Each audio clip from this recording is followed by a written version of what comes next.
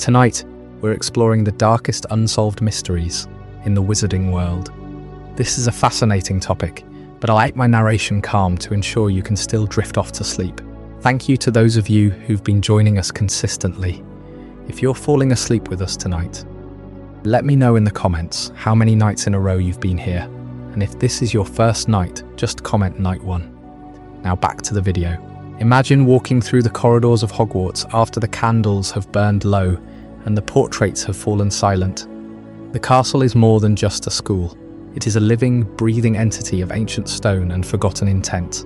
We often think of the wizarding world as a place of wonder, where a flick of a wand can mend a broken glass or light fire. But beneath that surface of whimsical charm lies a profound and terrifying void. There are corners of this world where the light of a Lumos spell cannot reach. There are questions that even the most brilliant minds at the Ministry of Magic refuse to answer, not because they do not know the truth, but because the truth is too heavy for the human soul to bear. We have spent years following the boy who lived, witnessing his triumphs and his tragedies. Yet, as the dust settled on the Battle of Hogwarts, many of the most unsettling secrets remained buried beneath the rubble. Think of the Department of Mysteries, a place where the concept of time, thought and death are studied like specimens under a glass. Within its deepest chamber stands a stone archway, draped in a tattered black veil that flutters despite the lack of a breeze. It is a threshold that has existed for centuries, whispered to be older than the ministry itself. Why does it hum with the voices of the departed? Why do only those who have looked death in the eye hear its siren song? We are told it is a doorway, but to what end? The wizarding world treats it as a curiosity, a research project, yet it claimed Sirius Black without a trace, leaving us to wonder if death is truly an ending or merely a transition into a silence we were never meant to understand. Then there are the origins of the most dreaded places on Earth. We know of Azkaban as a fortress of misery, guarded by creatures that feed on hope. But history suggests the island was not always a prison. Long before the Ministry laid claim to it, a dark wizard named Ekrizdis dwelt there alone, practicing magic so depraved that the very walls became saturated with his malice. When investigators finally arrived after his passing, they found things so horrific they were stricken from official records. What did he do in that isolation? What did he summon that required the concealment of an entire island from the eyes of both muggles and wizards? The Dementors were not brought there. They were found there, like a rot that grows in the dark. The deeper we go, the more the very foundation of magic begins to fracture. We are told of the Horcrux, the ultimate act of evil, yet the books and records remain intentionally vague about the ritual itself. We know it requires a murder, the splitting of a soul and a vessel, but there is a missing piece, a physical act so revolting that it reportedly made an editor sick to their stomach. It is a gap in our knowledge that feels like a warning. Some secrets are kept not to build suspense but as a mercy to the reader. And what of the magic of sacrifice? We talk about Lily Potter's love as if it were a simple shield, yet its mechanics defy the standard laws of spellcasting. It is an ancient blood-based protection that persists through decades, interacting with the dark magic of Voldemort in ways that eventually led to a liminal space between life and death, a spectral King's Cross station where the rules of reality no longer apply. Was that experience a hallucination, a vision, or a true crossing into the afterlife? The ambiguity of that moment suggests that even for the most powerful wizards, the boundary of the soul remains an uncharted wilderness tonight. We are going to dwell in these shadows. We will look at the strange, erratic behaviour of wand allegiance and why the Elder Wand seems to possess a sentient, bloodthirsty ambition of its own. We will question the true nature of the Deathly Hallows. Are they truly gifts from death, or merely the inventions of three gifted brothers whose genius bordered on madness? We will revisit the Chamber of Secrets, not as a solved puzzle, but as a testament to how easily a monster can hide in plain sight for 1,000 years. We will look at the impossible paradoxes of the Time Turner and the ethics of a ministry that keeps the power to rewrite history locked in a cupboard. This journey is not about finding every answer, for some mysteries are more powerful when they remain unsolved. It is about acknowledging the weight of the unknown. As you settle into your blankets and the world around you fades away, let your mind wander into the forbidden sections of the library. Let the cold mist of the Forbidden Forest settle over your thoughts. We are stepping beyond the boundaries of the known into the lore that was whispered in the dark, into the secrets that remain hidden behind the veil. The wizarding world is vast, ancient, and often indifferent to our need for closure. So let us just listen to the voices in the archway. Let us walk the halls of a silent Hogwarts.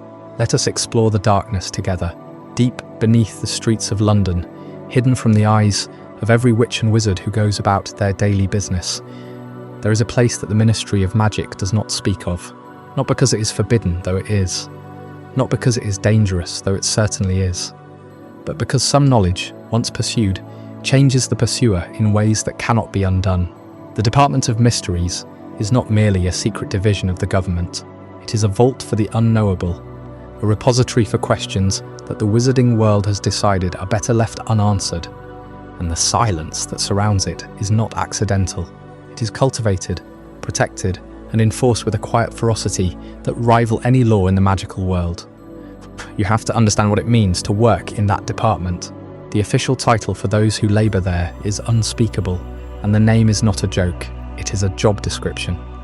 These are witches and wizards who have voluntarily surrendered their connection to the ordinary world, who have agreed to spend their lives staring into the abyss of magic's deepest mysteries, knowing full well that the abyss may stare back. They do not publish their findings, they do not give interviews, they do not attend ministry social functions and chat about their work over butterbeer. They vanish into the bowels of the ministry each morning, and when they emerge, they carry with them the weight of things that most people are better off not knowing. The Department of Mysteries itself is a labyrinth of circular rooms and shifting doors, a place where space itself seems to obey different rules than the world above. There is a room filled with an entire ocean, contained within walls that somehow hold back the pressure of miles of water. There is a room where time flows in currents and eddies, where you could step through a doorway and emerge 100 years in the past, or 100 years in the future, if you were foolish enough to try. There is a room filled with brains, floating in a greenish liquid, their thoughts still active, still reaching out to anyone who comes too close. And there is a room that contains a stone archway, tattered with a veil that moves even when there is no wind. But we will come to that room soon enough.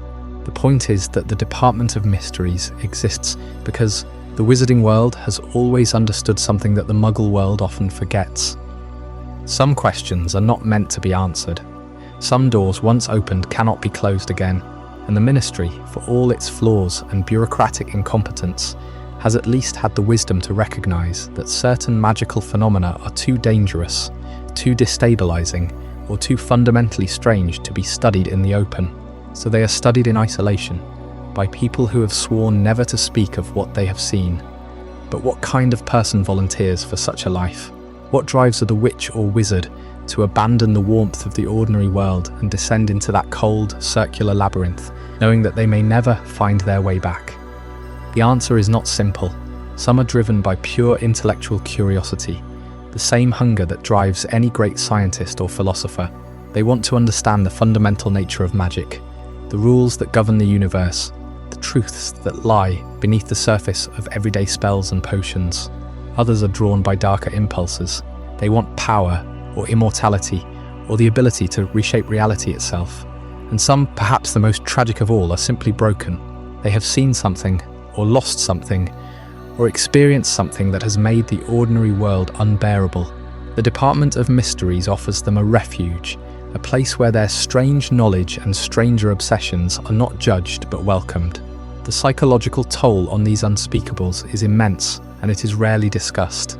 Imagine spending years of your life trying to solve a problem that you know, deep in your bones, may be fundamentally unsolvable. Imagine staring at the same artifact, the same phenomenon, the same impossible event day after day, knowing that every test you run, every theory you propose, every experiment you conduct will ultimately lead you back to the same wall of incomprehension. Some unspeakables develop obsessions that consume them entirely. They stop eating, stop sleeping, stop speaking to anyone who is not part of their research. They become ghosts in their own bodies, hollowed out by the weight of the mysteries they have tried to contain. Others simply break. They walk into the department one morning and never walk out again. Whether they have lost their minds or their souls, or simply their will to return to the surface, no one can say. The Ministry does not ask. The Ministry does not want to know. And this is the heart of the matter. The silence of the Ministry is not just about keeping secrets from the public. It is about protecting the public from truths that would unravel them. The wizarding world is fragile, held together by a shared belief that magic makes sense, that there are rules, that the universe is ultimately comprehensible. The Department of Mysteries exists to test that belief, to probe the edges of what is known, and to quietly bury whatever it finds that might shatter the illusion. The Unspeakables are the guardians of that illusion. They are the ones who look into the darkness so that the rest of us do not have to. But the darkness looks back, and sometimes it speaks. There is a room in the Department of Mysteries that contains a stone archway, ancient and weathered, standing alone in the centre of a circular chamber. A tattered black veil hangs from the arch, rippling gently as though stirred by a breath of air, though no air moves in that room.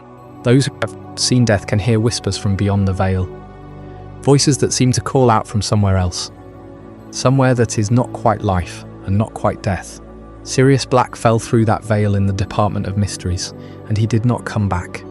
No one has ever come back, and no one, not even the Unspeakables who have studied it for centuries, can say with certainty what lies on the other side. That is the mystery we will explore next.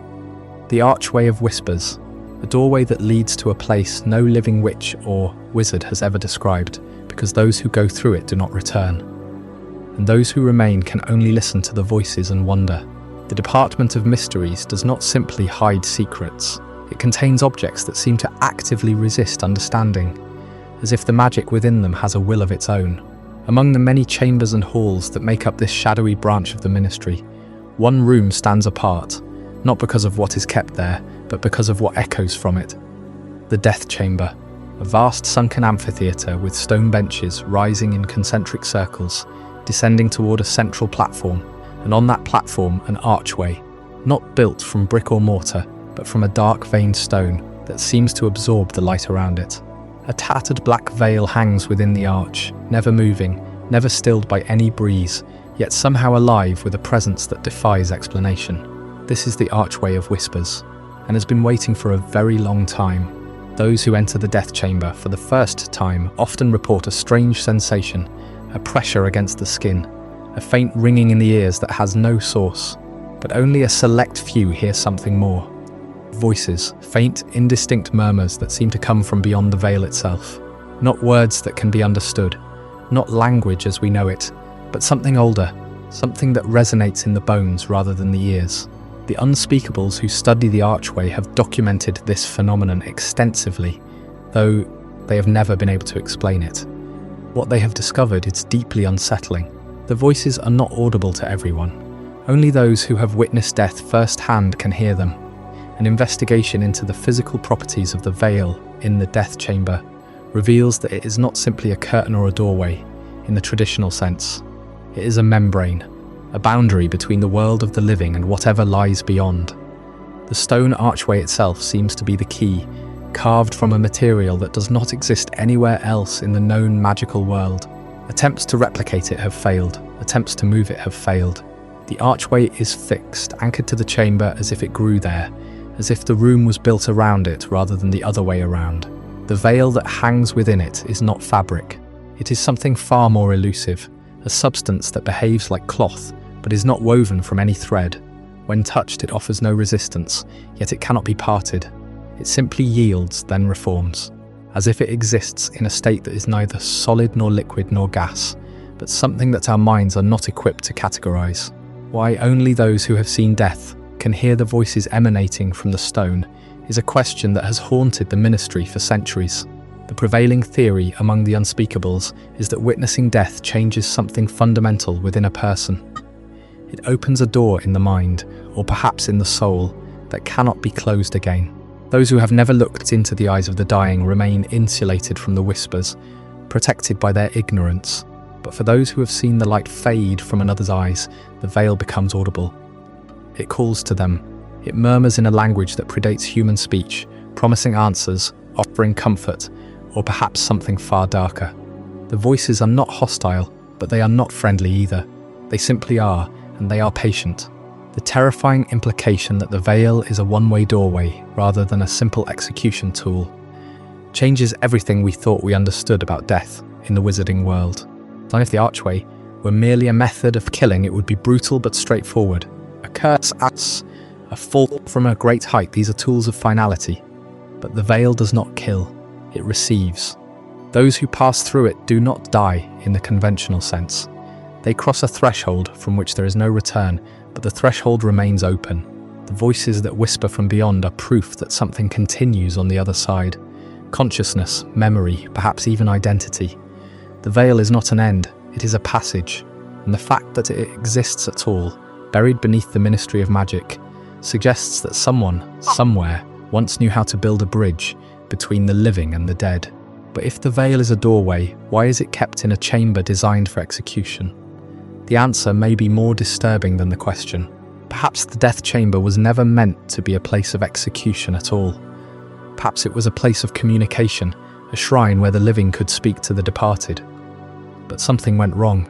The veil became a trap, a one-way passage that could not be reversed, and so the Ministry repurposed it, labeling it as a tool of capital punishment to hide the truth. To hide the fact that somewhere beyond that tattered black curtain the dead are still waiting, still whispering, still hoping that someone on the other side will find a way to answer. Harry Potter heard the voices the moment he entered the death chamber. He heard them as clearly as he heard his own heartbeat, a soft murmuring that seemed to come from everywhere and nowhere at once. Luna Lovegood heard them too, because she had seen her mother die when she was only 9 years old. But Ron Weasley and Hermione Granger heard nothing. They stood in the same room, breathed the same air, and yet the voices were silent to them. This is the cruelest mystery of the veil. It chooses who can hear it based on the deepest wounds a person carries, and it never stops whispering. The Archway stands in the death chamber to this day, untouched by time, unchanged by the centuries. The Ministry has learned to live with it, to study it from a safe distance, to pretend that it is understood. But it is not understood.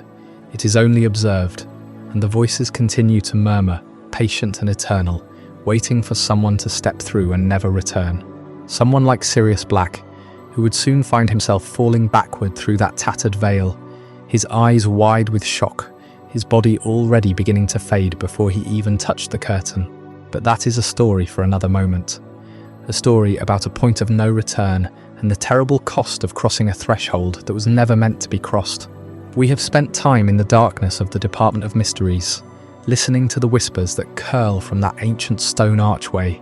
We have considered its nature, how it stands as a silent mouth in the fabric of the world, and how only those who have witnessed death can hear the murmurs from the other side. But now, we must confront the moment that Archway was no longer just a mystery, but a point of no return, the moment Sirius Black fell through the veil. The battle of the Department of Mysteries was a chaos of spells and shadows, a desperate scramble between a handful of teenagers and a pack of Death Eaters. But for Harry Potter, the entire conflict narrowed to a single horrifying focus. His godfather, Sirius, had been struck by a jet of red light from his cousin Bellatrix Lestrange. It was not the killing curse. That is a crucial distinction, one that often gets lost in the retelling of that night. The curse that hit Sirius was a stunning spell, a powerful one, but not a spell designed to end life. It was meant to incapacitate, it was meant to capture, and so Sirius Black did not die from the curse itself. He was simply thrown backward, his body losing its balance, his mind losing its grip on consciousness. The Archway was directly behind him, and he fell. He fell through the tattered black veil, that silent curtain that had been whispering to Harry all night. There was no flash of green, like no dramatic explosion of magic. There was just a stumble, a fall, and the fabric of the veil swallowing him whole. This is where the mystery deepens, and where the wizarding world's understanding of death becomes profoundly uncertain. The killing curse is a definitive end. It severs the soul from the body with a violent finality. A body remains, a corpse is left behind, tangible and real. But the Archway in the death chamber does not leave a body. It does not return what it takes. When Sirius fell, there was no thud on the stone floor, there was no form to be retrieved. He simply passed through the veil, and the veil was empty once more. Harry, in his desperate teenage hope, clung to that absence.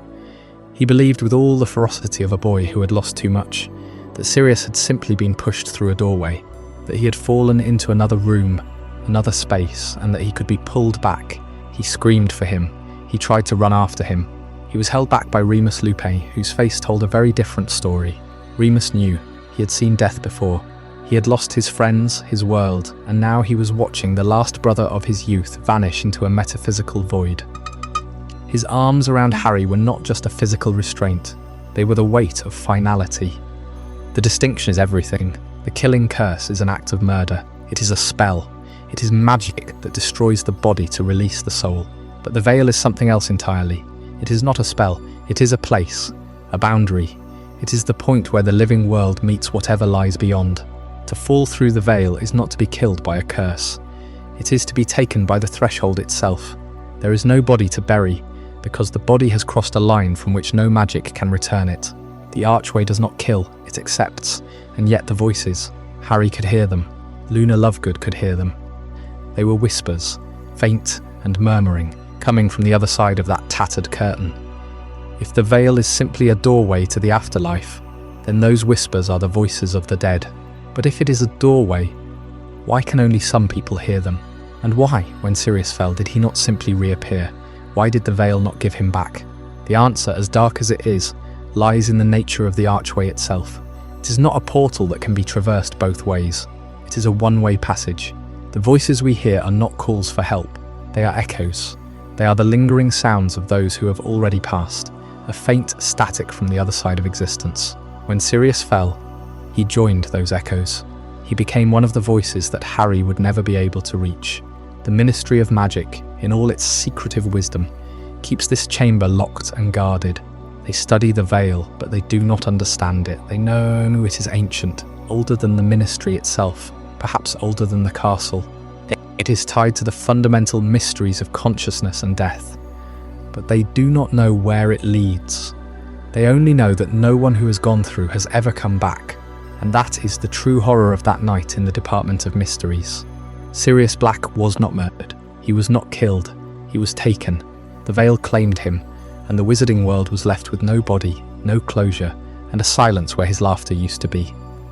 This is the point of no return, a moment where magic itself reaches its limit, where the laws of the living world simply stop applying, and it is not the only such place in this world. There are other locations, other structures, built on foundations of such profound darkness that even the Ministry dares not speak of them. One such place is an island, hidden from maps and memory, where a single wizard once conducted experiments so terrible that the investigators who found the site refused to describe what they saw. That is the story of the Island of Ekrizdis, and it is a mystery that makes even the veil seem like a whisper. We ended the last chapter standing at the edge of the veil, watching the stone archway swallow Sirius Black without a trace, without a body, without the finality we expect from death. That archway remains in the Department of Mysteries, a silent monument to everything the Ministry refuses to explain. But the veil is not the only secret the wizarding world has buried in stone. There is another structure, far older, far more terrible, and far less known. It sits on a jagged outcrop of rock in the middle of the North Sea, and the Ministry did not build it. They found it. The island that would one day be called Azkaban was not always a prison. Before the Dementors, before the Ministry ever set foot on its shores, it was the private fortress of a sorcerer so dark that his name was nearly erased from history. His name was Ekrizdis, and he lived in the 15th century. That is almost everything the official records will tell you. The rest is silence, and the silence itself is the most damning evidence of all. Ekrizdis was not a wizard who sought power in the conventional sense. He did not desire political influence, nor did he wish to challenge the ministry of his day. What he wanted was isolation. He found it on a volcanic rock in the middle of the ocean, a place so remote that no map marked it, no sailor spoke of it, and no magical authority thought to investigate it. There he built a fortress, but he did not build it to live in. He built it to experiment. The nature of those experiments is the reason the ministry refuses to speak of them. What we know comes from fragments, from whispers, passed down through generations of orals, from the testimony of the first investigators who set foot on the island after Ekrizdis died. And what they found was so unspeakable that the official report was sealed. and the investigators themselves refused to write down what they had seen. They gave only verbal testimony, and even that was incomplete. They stopped mid-sentence. They wept. They resigned from their posts. Some of them never spoke again. The core of Ekrizdis' work involved Muggles, specifically Muggle sailors. The North Sea in the 15th century was a busy place, filled with fishing vessels, merchant ships, and the occasional naval patrol. Ekrizdis used magic to lure these ships toward his island. Some accounts suggest he conjured false lights, phantom harbours, the illusion of safe passage through a storm. Others claim he simply reached into the minds of the captains and convinced them that the island was their destination. Either way, the result was the same. The ships would crash against the rocks. The sailors would drown or wash ashore or be pulled from the wreckage by forces they could not see. And then the experiments would begin. We do not know what those experiments were. The Ministry investigators who witnessed the aftermath refused to describe them in detail, but we know enough to understand the shape of the horror. Ekrizdis was not interested in simple torture. He was interested in the boundaries of the human soul, the limits of suffering, the point at which a person ceases to be a person and becomes something else. He was trying to create something, and whatever it was, he succeeded. The island itself bears the marks of his work. The fortress is built from black stone, but the stone is not natural. It has been shaped by magic, warped and twisted into forms that seem to shift when you are not looking directly at them. The walls are thick, but they do not keep out the cold. They seem to absorb warmth, light, hope. The first Ministry investigators reported that the island felt wrong, that the air was heavy, that the silence was not empty, but full of something listening. They said the island was alive, in a way they could not explain. When Ekrizdis finally died, his fortress remained. The Ministry sent a team to investigate, and that team returned changed. They recommended that the island be destroyed, burned, sunk into the sea. But the Ministry, for reasons that are still debated, chose a different path. They sealed the island. They placed enchantments around it to keep Muggles away, and then slowly they began to use it. First as a holding cell for dangerous prisoners, then as a full prison, and finally, they made a deal with the creatures that had begun to gather there. Drawn by the centuries of suffering Ekrizdis had cultivated, those creatures were Dementors. The Ministry did not create the Dementors, Ekrizdis did.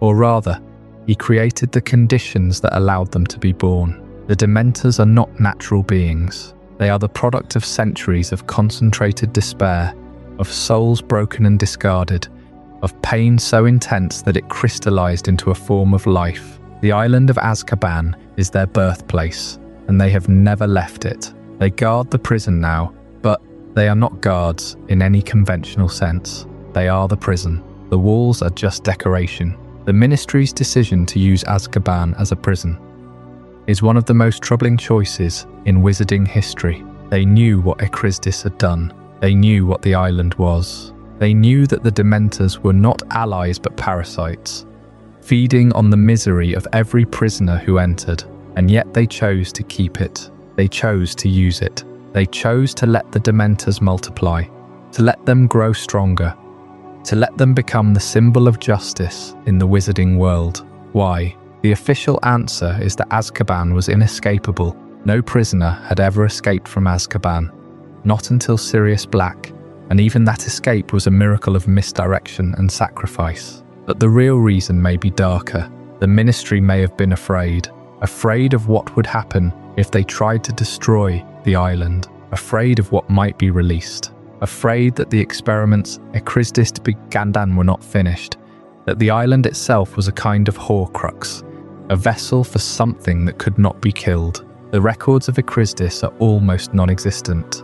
His name appears in only a handful of documents, and those documents are heavily redacted. The Ministry has done everything in its power to erase him from history, but the island remains, the fortress remains, and the Dementors remain. Every time a prisoner is sent to Azkaban, they are sent to the place where Ekrizdis worked. They are sent to the laboratory where he learned how to break a soul. They are sent to the birthplace of the Dementors, and the Ministry knows. They have always known. That is why they will not speak of it. That is why the records are sealed. That is why the first investigators wept and resigned and never spoke again. They saw what Ekrizdis did, and they knew that the wizarding world had chosen to build a prison on top of a grave. They knew that the Dementors were not a punishment. They were a harvest. The island of Ekrizdis is still there. The fortress is still standing, and the Dementors are still breeding. The Ministry has not stopped them. They have not tried. Perhaps they cannot. Perhaps the darkness Ekrizdis summoned is too deep to be undone. Perhaps the only thing the Ministry can do is keep the secret, keep the records sealed, keep the silence. But the silence does not last forever. The veil still whispers. The island still waits. And somewhere in the depths of the Department of Mysteries, there is a file marked only with a name that the Ministry has tried to forget, a name that will be spoken again when the time is right. Because the Dementors did not simply appear, they were born, and their birth is the subject of the next chapter. When the Ministry investigators finally set foot on the island of Azkaban, after Ekrizdis vanished, they expected to find the remnants of dark rituals and perhaps the bodies of his victims. What they found instead was something far worse. Something that should have been impossible. The fortress was still standing, but it was no longer just stone and mortar. It had become a vessel, a hollow container filled with something that pressed against the walls from the inside. The air itself was thick with the cold that did not come from the North Sea, a cold that seeped into the bones and whispered of hopelessness. And in the shadows, there were shapes that moved without bodies, things that watched without eyes. The official records from that expedition are sealed, but fragments have leaked out over the centuries. The investigators described a sensation of being drained, of having their happiest memories pulled away from them, as if by an invisible force. They spoke of a great sucking emptiness at the heart of the fortress, a void that seemed to feed on their very presence. And they reported something else, something that the Ministry has never fully acknowledged. They reported that the creatures they encountered there, the beings we now call Dementors, were not native to the island. They were not summoned, and they were not discovered. They were grown. This is the theory that haunts the darkest corners of magical academia, that Ekrizdis did not simply die or disappear. He left behind a residue, a concentrated essence of the misery and despair he had cultivated for decades. Every Muggle sailor he lured to his island, every experiment he performed, every scream that echoed off those stone walls, it all accumulated. It soaked into the very fabric of the place, like water seeping into porous rock. And when Ekrizdis finally departed, whether through death or some other means, that concentrated misery did not dissipate. It coalesced. It took form. It became hungry. The Dementors are not creatures in the traditional sense. They have no life cycle, no natural habitat, no origin in the evolutionary history of magical beings. They are, in the most literal sense, manifestations of emotional decay. They are the physical embodiment of despair, given will and purpose. And because they were never truly alive, they cannot truly be killed. Every attempt to destroy a Dementor has failed. Spells pass through them. Curses dissipate in their midst. Even the most powerful offensive magic seems to have no effect. Because you cannot destroy something that was never born, you can only contain it. This is why the Ministry made the decision that still defines Azkaban to this day. They did not choose Dementors as guards because they were convenient. They chose them because there was no other option. The creatures were already there, bound to the island by the same misery that had created them. They could not be removed, and they could not be exterminated. So the Ministry did what the Ministry always does when faced with an unsolvable problem. They turned it into policy. They decided to feed them. The rationing of human souls is not a metaphor. It is the only known method of controlling Dementors. They feed on human happiness, on positive emotions, on the very essence of what makes life worth living. And when they are starved, they become desperate. They multiply. They spread. The Ministry discovered early on that if they provided a steady supply of prisoners, the Dementors would remain relatively contained. They would stay on the island, feeding on the despair of the incarcerated, and they would not venture out into the wider world. It was a pact made in desperation, a bargain with a force that could not be reasoned with. But here is the part of the story that the Ministry does not want you to consider. If the Dementors were grown from the misery of Ekrizdis, then they are not static, they are evolving. Every prisoner who enters Azkaban adds to the reservoir of despair that sustains them. Every soul that breaks under the weight of the Dementor's kiss becomes part of the collective misery that feeds the island. The fortress itself has become a living thing, a symbiotic organism that exists in a state of perpetual hunger. The walls remember every tear that has been shed within them. The stones absorb every scream, and the Dementors, the children of that original darkness, grow stronger with each passing century. There is a reason why the Ministry has never allowed a thorough investigation of Azkaban's foundations. There is a reason why the Department of Mysteries keeps a sealed file on the island's original inhabitant. They know that if the truth were ever fully understood, if the mechanism by which Dementors are created were ever replicated, the consequences would be catastrophic. Because if one dark wizard can generate enough misery to birth an entire species, what could a coordinated effort achieve? What would happen if the secrets of Ekrizdis fell into the wrong hands? The Dementors are not just guards, they are a warning. They are a monument to what happens when magic is twisted by hatred and despair. They are the living proof that some doors once opened can never be closed. And as they glide through the corridors of Azkaban, feeding on the souls of the damned, they carry within them the echo of a sorcerer who vanished centuries ago.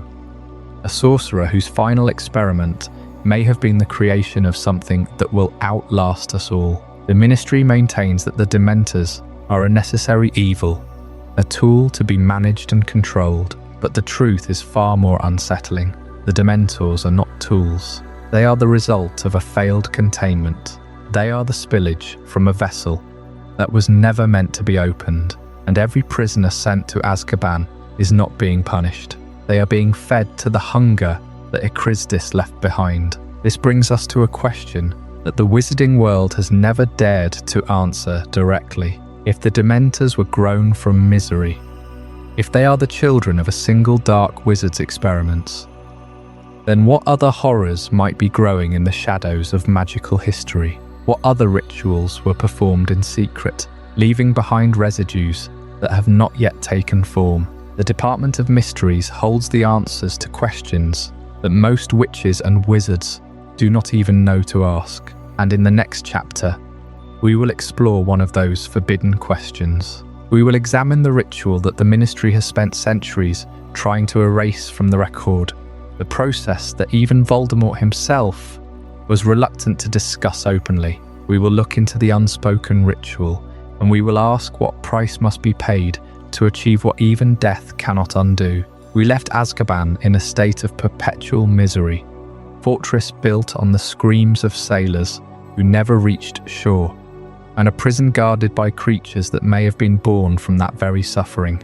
The Dementors are a chilling mystery in themselves, but they are merely the guardians of a deeper, more personal darkness. For every soul they consume, there is a wizard who chose to commit an act so vile that it permanently unmakes them. That act is the creation of a Horcrux, and it remains the most deliberately obscured piece of magic in the entire wizarding world. You have heard the name, you know the objects. A locket, a cup, a diary, a snake. But the process that binds a fragment of a living soul to an object is never described in the books. It is not taught at Hogwarts. It is not even whispered about in the darkest corners of Nocturne Alley, and there is a reason for that silence. J.K. Rowling once revealed that when she told her editor the precise details of how a Horcrux is made, that editor reportedly felt physically ill. Not shocked, not disturbed, physically ill. The reaction was so strong that Rowling decided to keep the ritual hidden from the published text, leaving only the faintest outline for readers to fill with their own dread. So what is the act of ultimate evil required to prepare a vessel for a soul fragment? We have to piece it together from fragments of canon, from interviews, and from the logical implications of the magic itself. The first step is murder. That much is clear. Splitting the soul requires a rupture of the natural order, a death that is not merely violent but intentional, cold, and premeditated. The killing must be done with full awareness. It cannot be an accident, a moment of passion, or a duel fought in self-defense. The wizard must look into the eyes of their victim and choose to end that life, knowing that the act will tear their own soul apart. But murder alone is not enough. The soul does not simply shatter on its own. There must be a ritual, a spell, a process that captures the fragment as it breaks away and binds it to an object. And this is where the true horror begins. The editor who felt ill had learned what that ritual requires. The most widely accepted theory, drawn from Rowling's own comments and the logical gaps in the text, is that the wizard must perform a series of incantations and physical acts that involve the body, the murdered victim. The soul fragment must be sealed into the vessel through a process that is not just magical but visceral, intimate, and cannibalistic in nature. Think about what it means to prepare a vessel. A Horcrux is not simply a container. It is a prison for a piece of a person. To make it receptive, the object must be treated with potions, with blood, with the very essence of the death that was just committed. The ritual may require the wizard to consume part of the victim, to drink their blood, or to absorb their final breath, in order to transfer the soul fragment from the wizard's own body into the object. The act of ultimate evil is not the murder alone. It is the desecration that follows, the deliberate, methodical mutilation of both the victim and the wizard's own essence. And that mutilation is permanent. Once a Horcrux is made, the wizard's soul is forever incomplete. They become less than human. Their appearance changes, their emotions dull, their capacity for love or remorse vanishes. Voldemort's snake-like features, his red eyes, his inability to understand the power of sacrificial love. These are not just side effects of dark magic. They are the visible scars of a soul that has been broken into pieces. Each Horcrux made him more monstrous, not just in spirit but in body. The ritual does not just damage the soul. It reshapes the wizard into something that no longer belongs fully to the world of the living. The connection between the murder, the ritual, and the permanent mutilation of the wizard's essence is the key to understanding why this magic is so forbidden. It is not simply that Horcruxes are evil. It is that the process of making one is a deliberate act of self-destruction disguised as immortality. The wizard who creates a Horcrux believes they are cheating death. In truth, they are dying by inches, trading their humanity for a hollow, fractured existence. The soul fragment that remains in the body is no longer whole enough to feel joy, to love, or to fear the darkness that now surrounds them. And yet the ritual itself remains unspoken. Rowling has said that she knows the exact steps, but she will never publish them. The editor's reaction was a warning. Some knowledge is too heavy to be shared. Some doors are better left locked. The wizarding world has its department of mysteries for a reason. There are truths that the ministry buries, not because they are dangerous to know, but because they are dangerous to even imagine. The Horcrux ritual is one of those truths. It is a shadow that hangs over every mention of the word, a silence that speaks louder than any description ever could.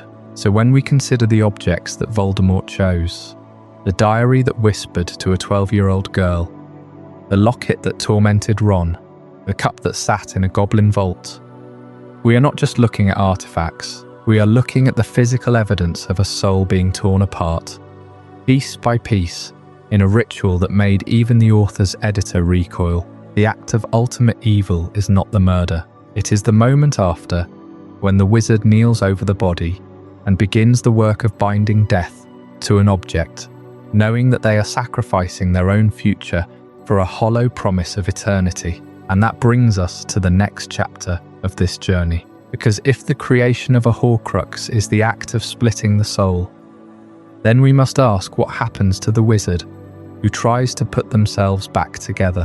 What does it mean to feel remorse when your soul has been shattered into 7 pieces? Is there a way to reverse the ritual, or is the damage truly permanent? That is the question we will explore next, as we turn our attention to the process of splitting the indivisible and the terrifying cost of trying to become whole again.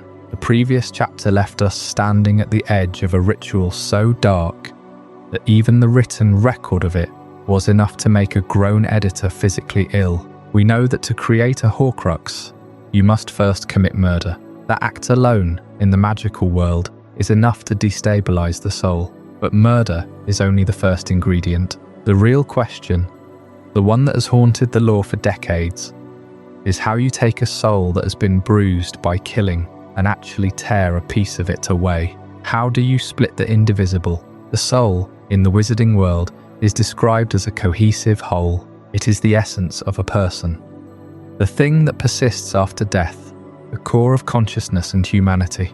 It is not a physical object. It cannot be cut with a knife or shattered with a hammer, and yet the darkest wizards in history have found a way to do exactly that. The metaphysical mechanics of how a soul, described as a cohesive whole, can be forcibly fractured are not fully explained in any surviving text, but the fragments we have paint a picture of a process that is less like surgery and more like a violation of natural law. Think of the soul as a piece of glass. Whole, it is smooth and complete. But when you commit murder, you create a hairline fracture. The soul is damaged, but it remains intact. The Horcrux ritual is the moment you take that fractured soul and drive a wedge into the crack, forcing it to split. The ritual itself, according to whispers from the Department of Mysteries and the private journals of dark wizards, requires an incantation of immense power and a vessel that has been prepared to receive the fragment. The vessel can be anything, a locket, a diary, a cup, but it must be imbued with a sense of permanence. It must be made worthy of holding a piece of a human soul. But here is where the irony becomes almost unbearable. The goal of creating a Horcrux is immortality. You bind a piece of your soul to an object, and as long as that object exists, you cannot truly die. You become tethered to the world, a ghost that can be resurrected, a shadow that can return. But the price of that immortality is the destruction of your own humanity. The master of death irony, seeking immortality through the destruction of one's own humanity. You cannot become the master of death by embracing life. You become its master by mutilating the very thing that makes you alive. Tom Riddle, who would become Lord Voldemort, understood this better than anyone. He did not create one Horcrux. He created 7 pieces of his soul, torn away and hidden in objects of significance. With each split, he became less human. His appearance changed. His capacity for love, for remorse, for any emotion beyond ambition and cruelty, withered. He was by the end barely a man at all. He was a collection of fragments, a soul so shattered that it could no longer hold itself together. And yet he believed he had achieved victory over death. He had not. He had simply traded his humanity for a hollow existence. The process of splitting the soul is not reversible by any ordinary means. Once a piece is torn away, it cannot be simply reattached. There is no spell, no potion, no magical artifact that can undo the damage. The only known way to mend a shattered soul is through a process called remorse. But remorse is not a simple apology. It is not a feeling of guilt that passes with time. Remorse, in the magical sense, is a profound and agonizing confrontation with the evil you have committed. It is the full, unflinching acknowledgement of every life you have taken, every soul you have broken, every piece of yourself you have thrown away. And the pain of that acknowledgement is so intense that it is often fatal. Why is it fatal? Because to feel true remorse, you must allow yourself to feel the weight of your actions. You must open yourself to the suffering you have caused. And for a soul that has been fractured, that pain is not just emotional, it is metaphysical. The act of remorse forces the shattered pieces of the soul to try to reunite, to heal the cracks, to become whole again. But the process of reunification is violent. It is like trying to fuse broken glass back together without the proper tools. The fragments do not fit perfectly anymore. They have been separated for too long, and the strain of forcing them back into place can kill the body, even as it heals the soul. This is why Voldemort never even attempted remorse. He could not. The very idea of admitting wrongdoing, of feeling guilt for his murders, was anathema to his nature. He would rather remain a broken, hollow creature than face the agony of becoming whole. And so he stayed fractured, a master of death, only in the sense that he had cheated it, not conquered it. The Horcrux, then, is not just a dark object, it is a prison. It holds a piece of a soul that is screaming to be reunited, but it cannot. The diary of Tom Riddle, the locket of Salazar Slytherin, the cup of Helga Hufflepuff, each of these objects contained a fragment of a man who had traded his humanity for a false eternity. And when those fragments were destroyed, the pain was not just Voldemort's. It was the pain of a soul that had been torn apart and could never fully heal. But there is another mystery here, one that connects directly to the story of the Deathly Hallows. The idea of mastering death, of becoming its equal, is not unique to Horcruxes. The Peverell brothers, 3 wizards from the distant past, are said to have achieved something similar, but through a completely different path. They did not split their souls. They did not commit murder. Instead, they created 3 objects of immense power: the Elder Wand, the Resurrection Stone, and the Invisibility Cloak. And the legend says that the one who united all 3 would become the Master of Death. But what does that mean? Is the Master of Death a title, a state of being, or something else entirely? The answer lies in the story of the Peverells, and it is a story that the wizarding world has never fully understood. It is a tale of 3 brothers, a river, and a bridge built by magic, and it is a tale that will take us deeper into the heart of what it truly means to conquer death without destroying yourself in the process. That is the mystery we will unravel in the next chapter, The Legend of the Peverells. The previous chapter left us standing at the edge of a terrible paradox: the pursuit of immortality through the deliberate destruction of the soul. To split oneself, to create a Horcrux, is to become less than whole, a fractured being chasing an eternity that will never feel complete. And yet, there is another path, another legend that whispers of a different kind of mastery over death. It is a story told to children, a fairy tale with a moral at its core.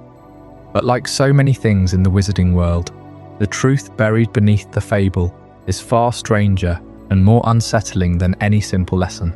The tale of the 3 brothers. You know it. 3 wizards who cheated Death himself, who were rewarded with objects of immense power: the Elder Wand, the Resurrection Stone, and the Invisibility Cloak.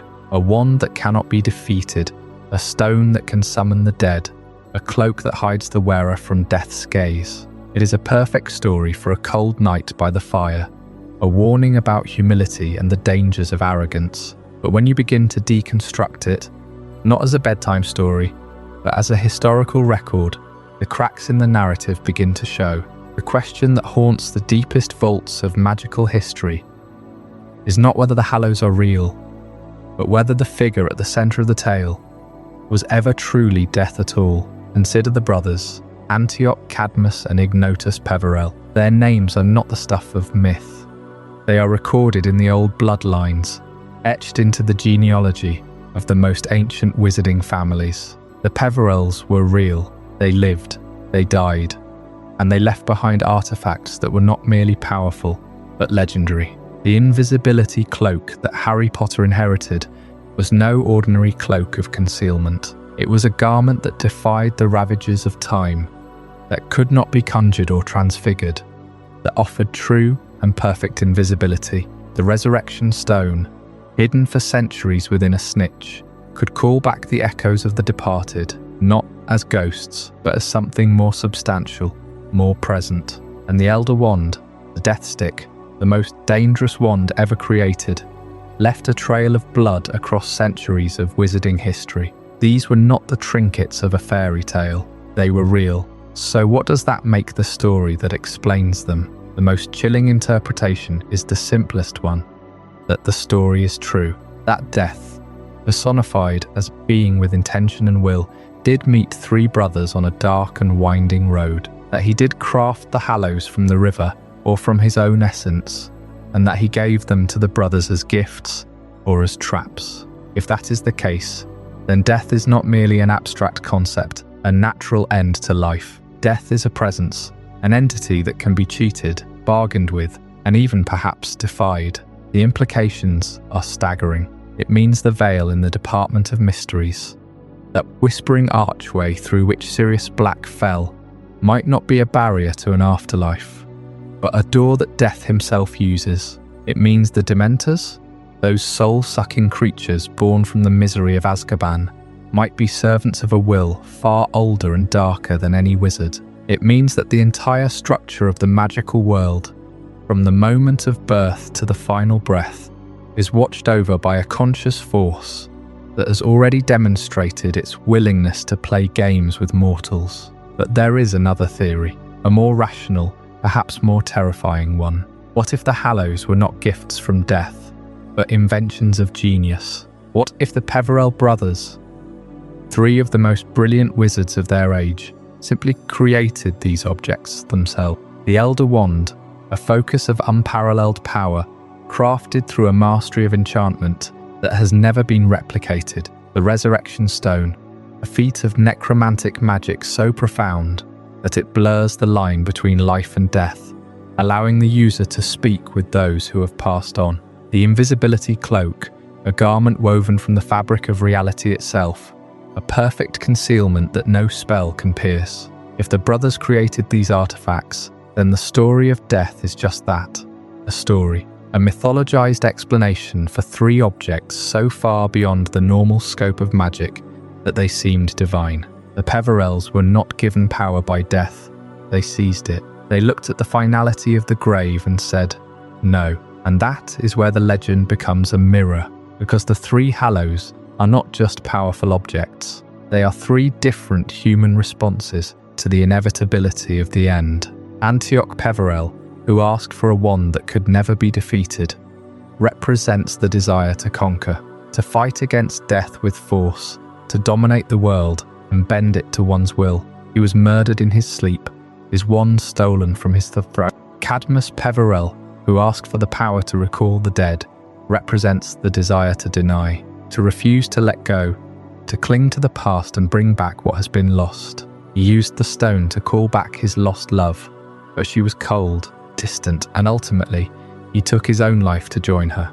And Ignotus Peverell, who asked for a cloak to hide from death, represents the desire to accept, not to fight, not to deny, but to walk through the world with humility, to know that death will come, but that it does not have to come today. He lived a full life, and when he was ready, he passed the cloak to his son and greeted death as an old friend. The Hallows are a map of the human soul, the will to power, the refusal to grieve, and the wisdom of surrender. And the master of death, the one who unites all three, is not a wizard who has cheated the end.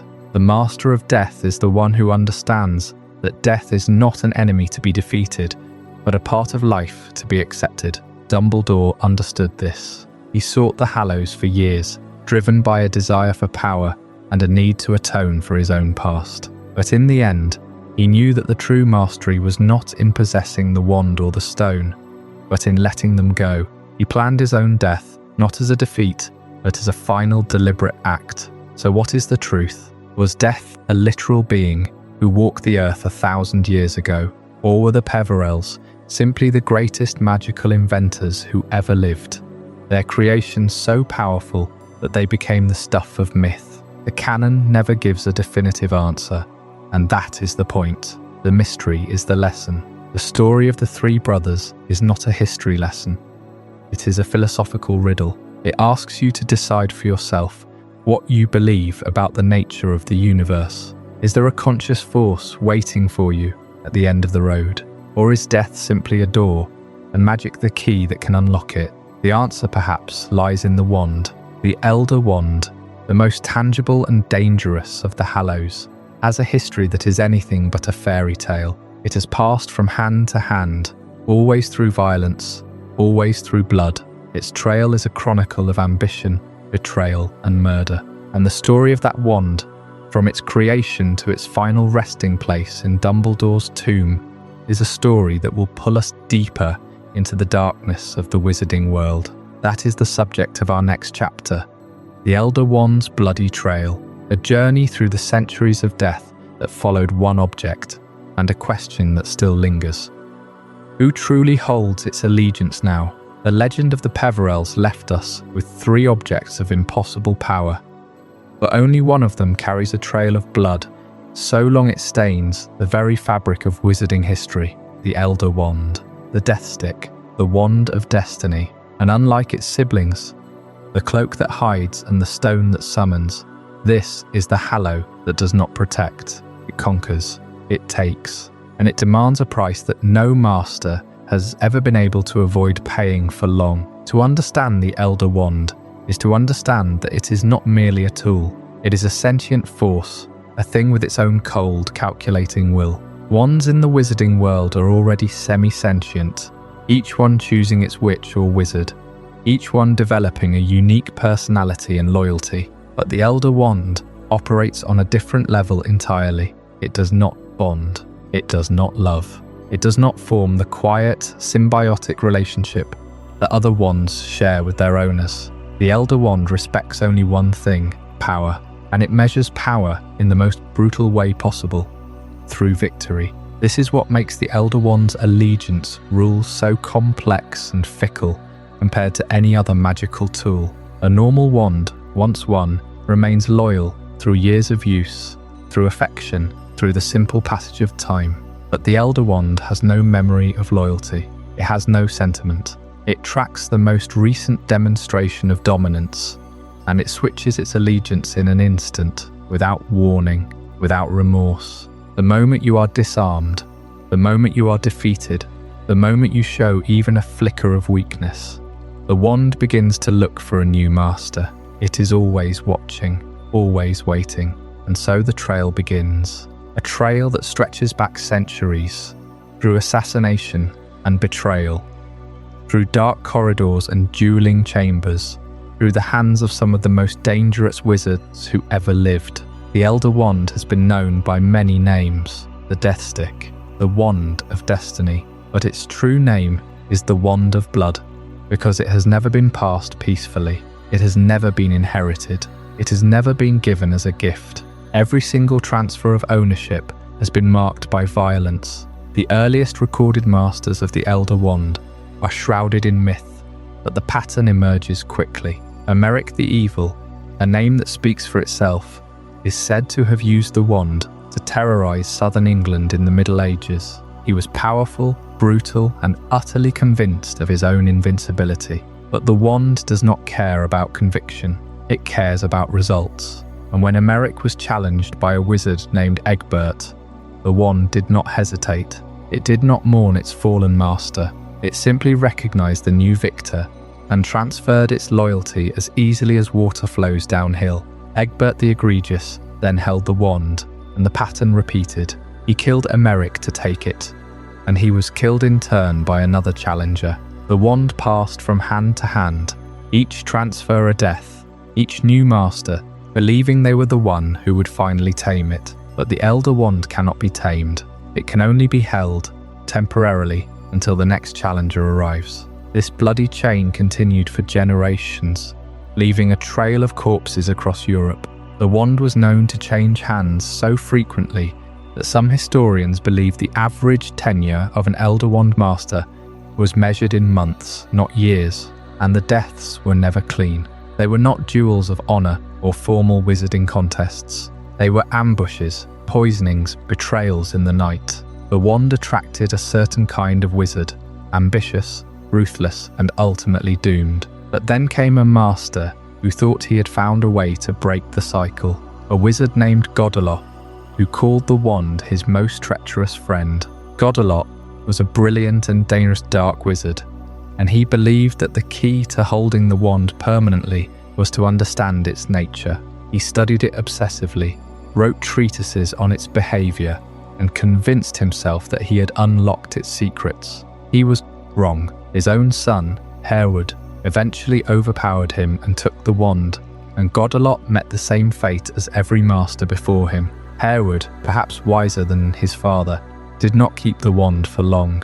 He understood that the Elder Wand was a curse, disguised as a blessing, and he may have deliberately allowed himself to be defeated to pass the burden to someone else. But the curse does not care about intentions. It only cares about the transfer of power, and so the wand continued its journey through history.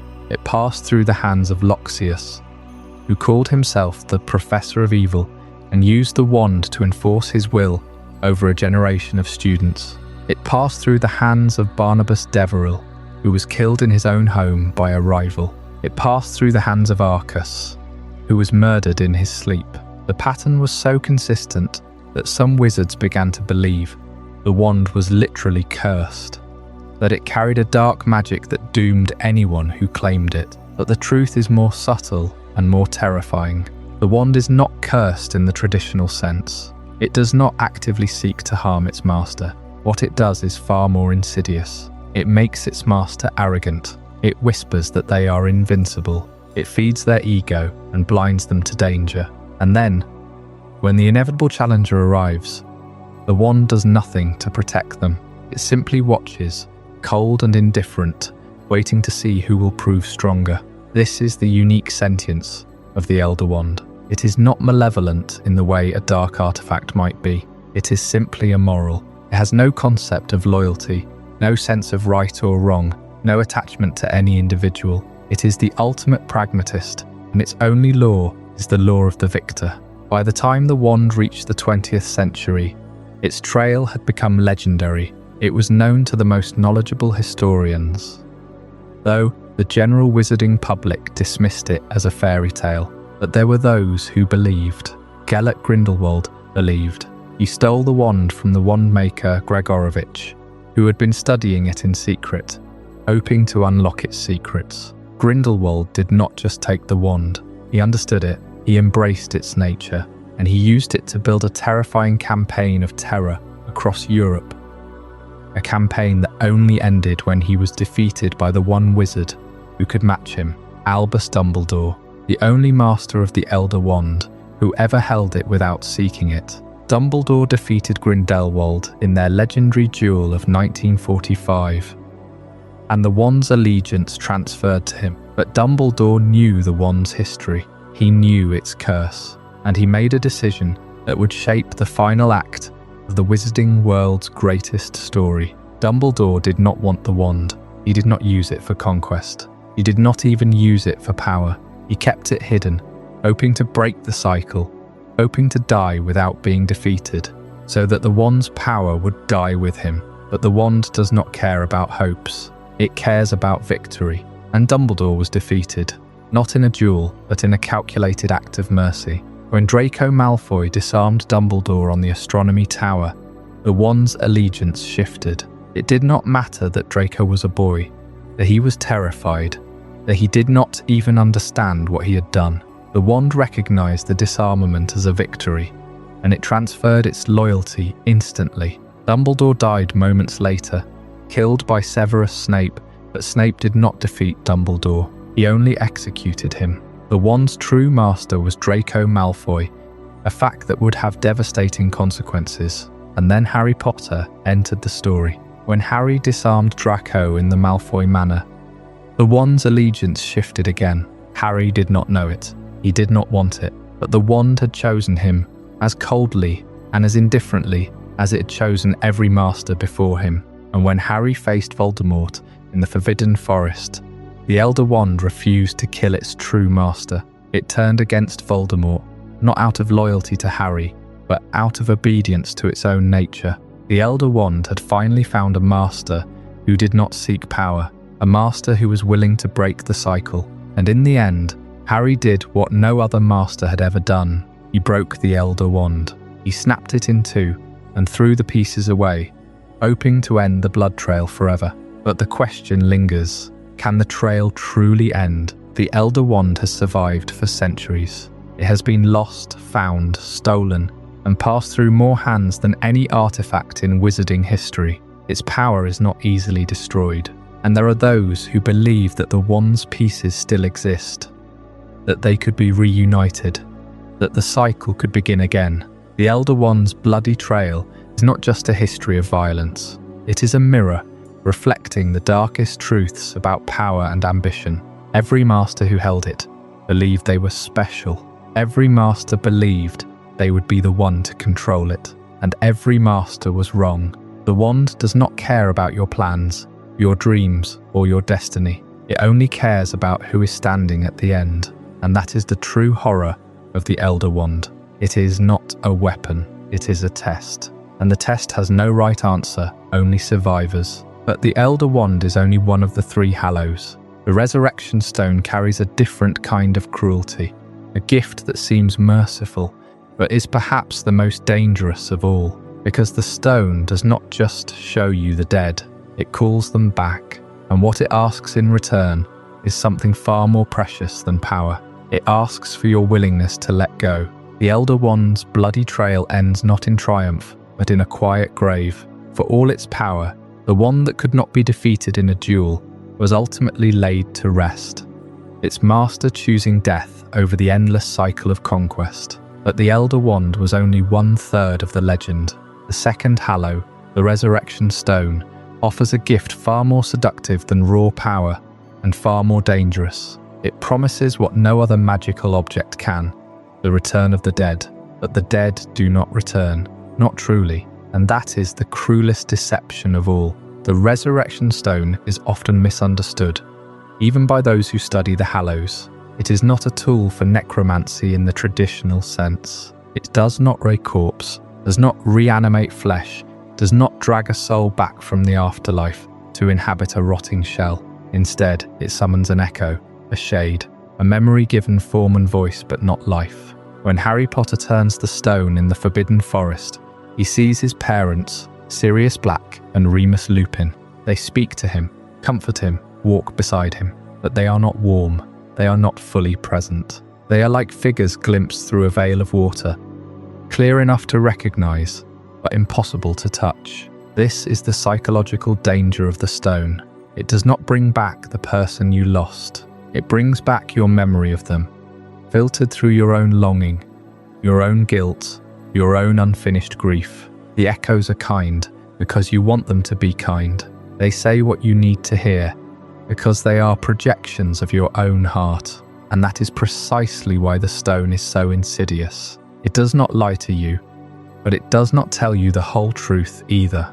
It gives you a ghost that looks like your loved one, sounds like them, and yet is not them. And in that half-truth, you can lose yourself completely. Cadmus Peverell understood this, though he learned it too late. According to the tale, Cadmus was the second brother, the one who asked for the power to recall the dead. He received the Resurrection Stone from Death himself, or so the story goes. When he turned the stone in his hand, the woman he had loved and lost appeared before him. She was beautiful, just as he remembered. She spoke to him, and he was overcome, but she was not truly alive. She was a shade, a memory given form, and she could not stay. She existed only in the space between life and death, and Cadmus, in his desperation to hold on to her, followed her into that void. He killed himself to be with her. That is the tragedy of Cadmus Peverell. He did not die in battle, or of old age, or by the hand of an enemy. He died because the stone gave him exactly what he asked for, and it was not enough. The echo of his beloved could not love him back. It could not grow old with him, could not share a life with him. It was a photograph that could speak, a dream that could answer, but it was hollow, and Cadmus, unable to bear the difference between the echo and the real, chose to end his own life so he could cross the veil and find the true soul on the other side. The story of Cadmus is a warning carved into the very fabric of the Hallows legend. The Elder Wand tempts with power, but power can be resisted. The Invisibility Cloak tempts with escape, but escape is temporary. The Resurrection Stone tempts with love, And love is the hardest thing to walk away from. It is the one desire that feels noble, even righteous. Who would not want to see a lost parent, a fallen friend, a departed child, just one more time? The stone preys on that longing. It offers a glimpse, a whisper, a moment of comfort, but it also offers a trap. Once you have seen the echo, the world without them feels even emptier. The silence after the vision is louder than it ever was before. This is why the stone was hidden. Not just hidden, but buried, locked away, and cursed. The Gaunt family, descendants of Salazar Slytherin, and through him, of Cadmus Peverell, possessed the stone for generations. But they did not know what they had. To them it was just a ring, a family heirloom with a strange black stone set in the centre. They wore it, passed it down, and never turned it. Perhaps they were wise enough to sense its danger. Or perhaps they simply never learned the legend. Either way, the stone gathered dust on the finger of Marvolo Gaunt, then on the hand of his son Morfin, and finally on the shackled wrist of Morfin in Azkaban. It was a relic of unimaginable power, sitting in obscurity, ignored and forgotten. But then Tom Riddle came. He found the ring, recognised the Peverell crest, and understood what he held. He did not want the stone for its intended purpose. He did not long to see his mother, or his father, or anyone he had lost. Tom Riddle had no desire to speak with the dead. He wanted the ring because it was a relic of his heritage, a symbol of his connection to the Peverells and to Slytherin, and he wanted it for another, darker purpose. He turned the stone into a Horcrux. That act, the binding of a soul fragment to the ring, added another layer of tragedy to the object. Now the stone was not only a gateway to echoes, but a prison for a piece of a living soul. It was cursed, and the curse was deadly. When Albus Dumbledore found the ring years later, he recognised the resurrection stone for what it was. In a moment of weakness, driven by the same longing that destroyed Cadmus, he put the ring on his finger. He wanted to see his sister, Ariana. He wanted to apologise, to explain, to beg for forgiveness. And the stone gave him that. It showed him Ariana, young and whole, and for a single heartbeat, Dumbledore believed he had found peace. But the curse was already working. The Horcrux inside the ring had been designed to kill anyone who wore it, and Dumbledore's hand began to blacken and wither. He had only a year to live, and he knew it. The Resurrection Stone had granted him a vision of his sister, but it had also sealed his death warrant, and in that, the stone proved itself to be exactly what it had always been, a gift that destroys the one who uses it. The stone's cruelty is not in what it does, but in what it promises. It offers the illusion of reunion, the shadow of comfort, the echo of love, and it asks nothing in return, except that you keep turning it, keep hoping, keep believing that this time, the echo will be real, but it never is. The dead are gone. The stone cannot bring them back. It can only show you what you have lost, and in showing you, it deepens the wound. Cadmus Peverell died by his own hand, chasing a ghost. Dumbledore died with a cursed hand, having seen his sister one last time. Harry Potter used the stone, but he was wise enough to let it go. He dropped it in the Forbidden Forest, and it was never seen again. He understood that the echoes were not his parents, not truly. They were memories given form by magic, but they could not stay, and he had to walk forward into his own death, alone. The Resurrection Stone is the most dangerous of the Hallows because it preys on the purest emotion. It does not tempt with power or invisibility, it tempts with love. And love, when twisted by grief, can make even the wisest wizard do foolish things. The stone is a mirror that reflects not your face, but your heart. And if your heart is full of longing, the mirror will show everything you ever wanted, but it will never let you hold it. That is the cruel gift of the Resurrection Stone. It gives you back the dead, but only as shadows. And shadows, no matter how beautiful, cannot warm you. They cannot hold you. They cannot stay. In the end, the only thing the stone truly resurrects is your own pain.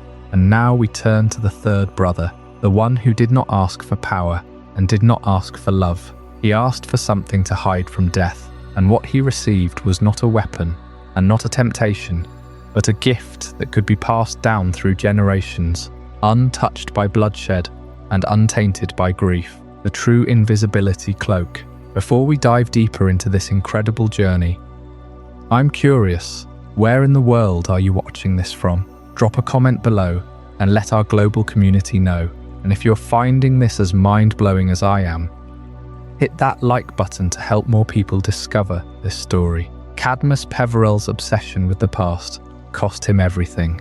The resurrection stone, which he believed could reunite him with his lost love, only delivered a hollow echo, a shade that could never truly return. And in his desperation to hold on to that shadow, he welcomed death itself.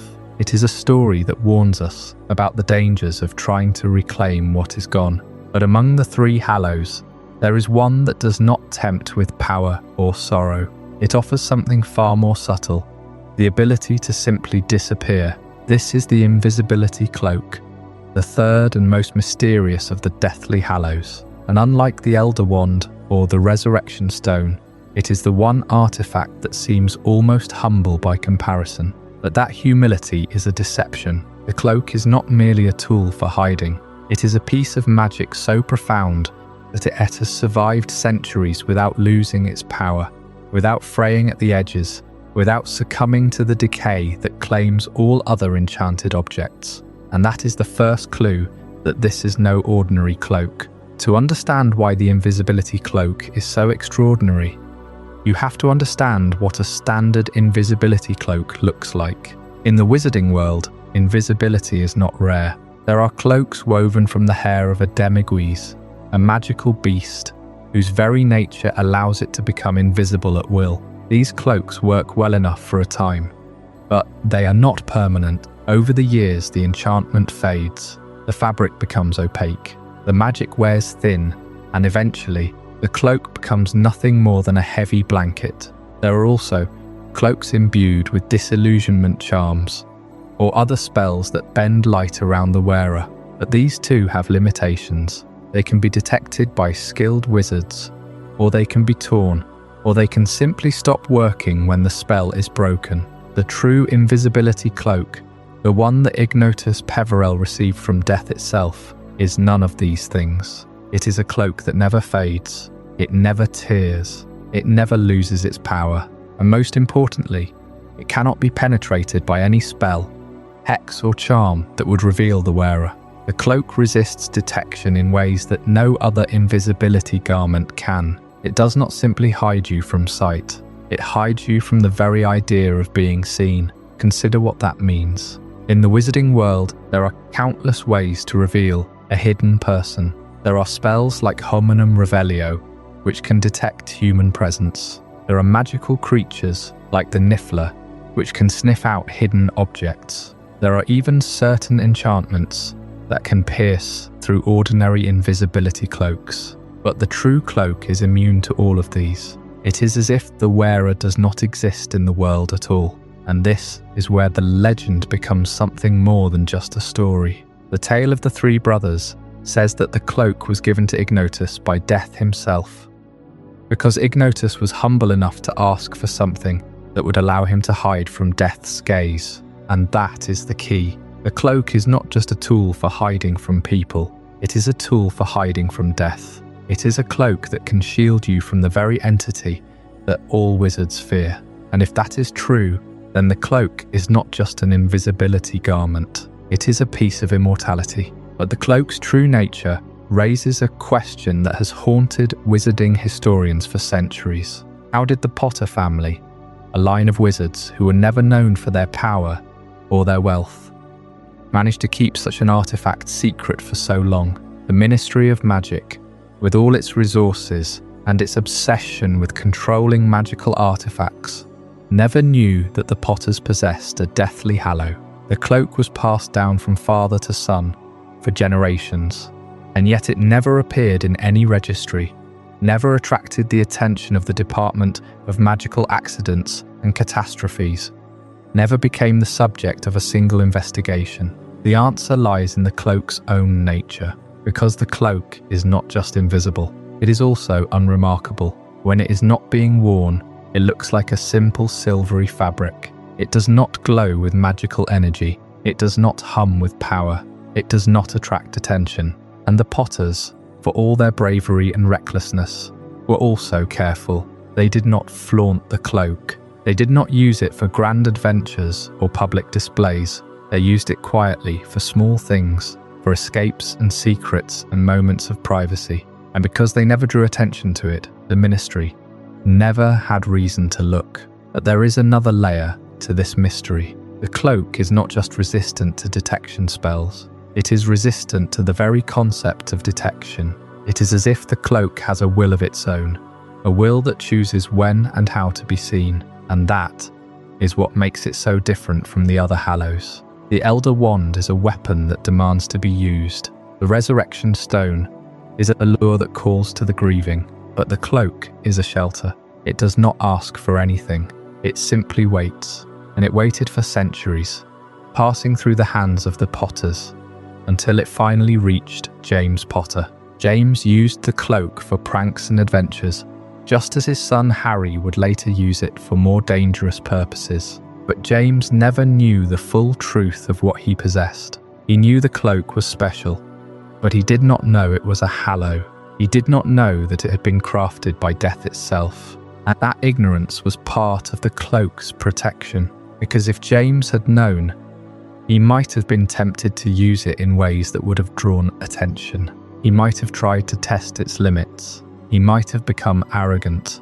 Instead, the cloak remained a family secret, a quiet inheritance passed down without fanfare. And when James died, the cloak passed to Harry, who knew even less about its true nature. Harry used it to sneak through the halls of Hogwarts, to escape danger, to spy on his enemies. But he never understood what he was holding, not until Dumbledore told him the truth. And even then, the cloak's full power remained a mystery, because the cloak is not just a tool for hiding. It is a symbol of humility, of the willingness to step out of the world's sight. It is the opposite of the Elder Wand, which seeks to dominate. It is the opposite of the Resurrection Stone, which seeks to reclaim. The cloak simply allows you to exist in a space where no one can find you, and in a world where magic is constantly trying to reveal, to expose, to uncover. That is a power beyond measure. But the cloak's greatest secret may be that it is not just a physical object. It is a metaphor. It is the idea that true invisibility is not about hiding from others. It is about hiding from yourself. It is about letting go of the need to be seen, to be known, to be remembered. And that is a lesson that the Potters, in their quiet way, understood better than anyone. The cloak is still out there, somewhere. It passed to Harry, and then to his children. And perhaps it will continue to pass through the generations, a silent guardian that protects its wearers from the gaze of death. But the question remains, what happens when the cloak is no longer needed? What happens when the wearer is ready to face death without hiding? That is a mystery that even the Hallows cannot answer. And that brings us to the next chapter of this story, a chapter that explores the most powerful and misunderstood magic of all. The magic that protects without a cloak, without a wand, without a stone. It is the magic that Lily Potter gave to her son, a magic that even death could not break. It is the ancient magic of sacrifice. We have spent the last few chapters walking the shadowed corridors of the Deathly Hallows, tracing the Peverell legacy from the invisibility cloak that defies the laws of enchantment to the Elder Wand that rewrites the rules of power. But there is a magic older than the Hallows, a force that does not bend to the will of a wand or hide beneath a cloak. It is a magic that was never invented, never crafted, and never sought after by the ambitious. It simply exists, waiting in the quiet spaces between life and death, waiting for the one moment when a choice becomes absolute. This is the ancient magic of sacrifice, and it begins not with a spell, but with a mother who refused to step aside. Lily Potter stood in that upstairs room in Godric's Hollow with nothing but her own body between her son and the most dangerous wizard in a century. She had no wand in her hand. She had no protective enchantment woven around the crib. She had only the raw, unyielding truth of a mother's love, and she offered it freely. When Voldemort told her to move aside, when he promised to spare her if she stepped away, she did not calculate the odds or weigh the consequences. She simply said no, and in that refusal, she invoked a magic that the Dark Lord, for all his study of the forbidden and the arcane, could never understand. The magic that saved Harry Potter is often called sacrificial protection, but that name barely scratches the surface of what actually happened that night. This was not a charm cast by a witch or a wizard. It was not a potion brewed over a cauldron or a ritual performed under a specific alignment of stars. This was something far more fundamental, a law of magic that predates the very concept of wanded spellcasting. It is the same principle that the oldest magical traditions whispered about in the days when wizards and muggles still walked the same paths, when the boundary between the mortal world and the realm of spirits was thin enough to feel like a breath on the back of your neck. The key to understanding this protection lies in the blood, not as a metaphor, but as a literal vessel of ancient power. In the earliest magical cultures, blood was considered the seat of the soul, the living essence that carried identity, memory, and love from one generation to the next. When Lily Potter chose to die, her blood became a conduit for something that transcended ordinary magic. It was not her wand that held the power of her sacrifice. It was her blood, flowing through her veins, and by extension, through the veins of her son. Voldemort, in his arrogance, took Harry's blood into his own body when he resurrected himself in the graveyard of Little Hangleton.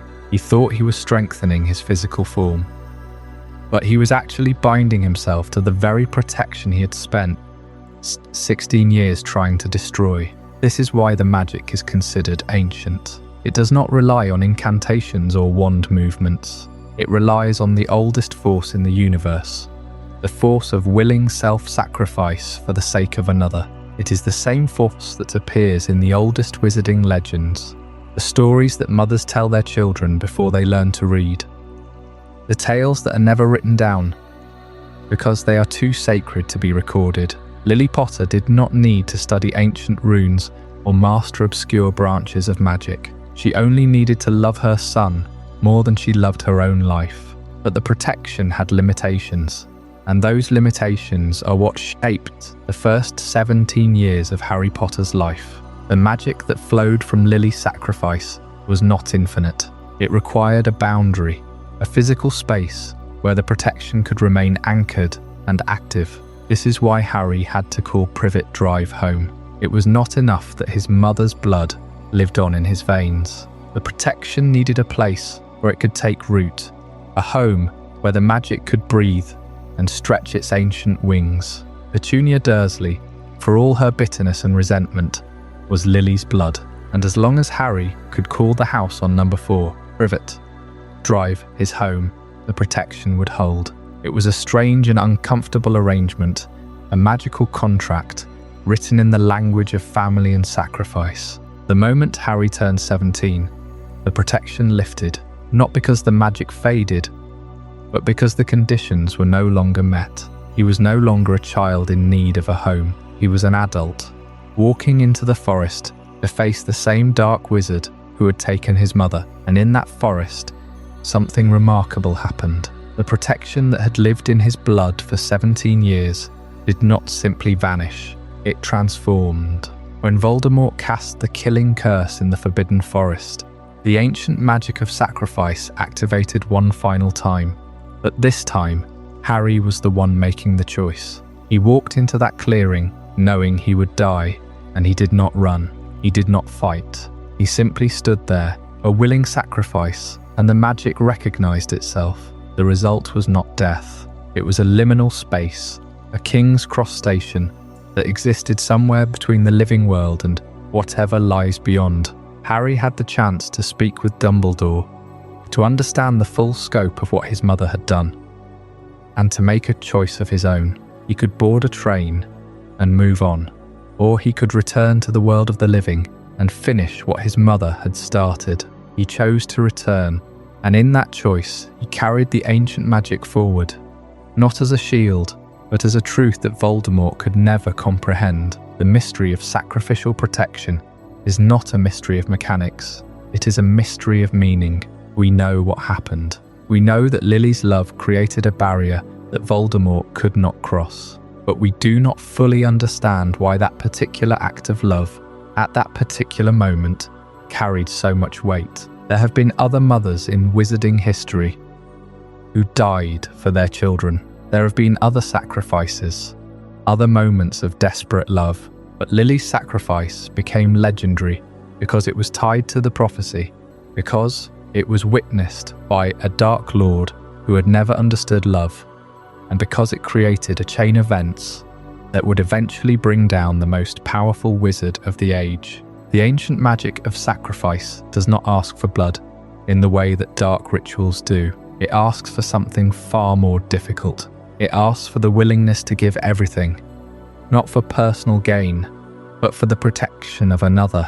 It is the magic that Dumbledore understood when he orchestrated his own death, the magic that Snape understood when he spent years playing a role he hated, and the magic that Harry understood when he walked into the forest with his mother's eyes looking back at him from the resurrection stone. And yet, for all its power, this magic remains one of the most mysterious forces in the wizarding world. We do not know who first discovered it. We do not know if it can be invoked intentionally, or if it only appears in moments of genuine, uncalculated love. We do not know if it exists in other magical cultures, or if it is unique to the British wizarding tradition. What we do know is that it changed the course of history, and that it continues to resonate in the blood of the boy who lived. This brings us to the next chapter, where we will examine the blood connection itself, the strange and intimate bond that formed between Harry Potter and Tom Riddle, a bond that began in that upstairs room in Godric's Hollow, and deepened with every drop of blood that was spilled in the war that followed. The previous chapter explored the ancient magic of sacrifice, the kind of magic that Lily Potter invoked when she chose to die for her son.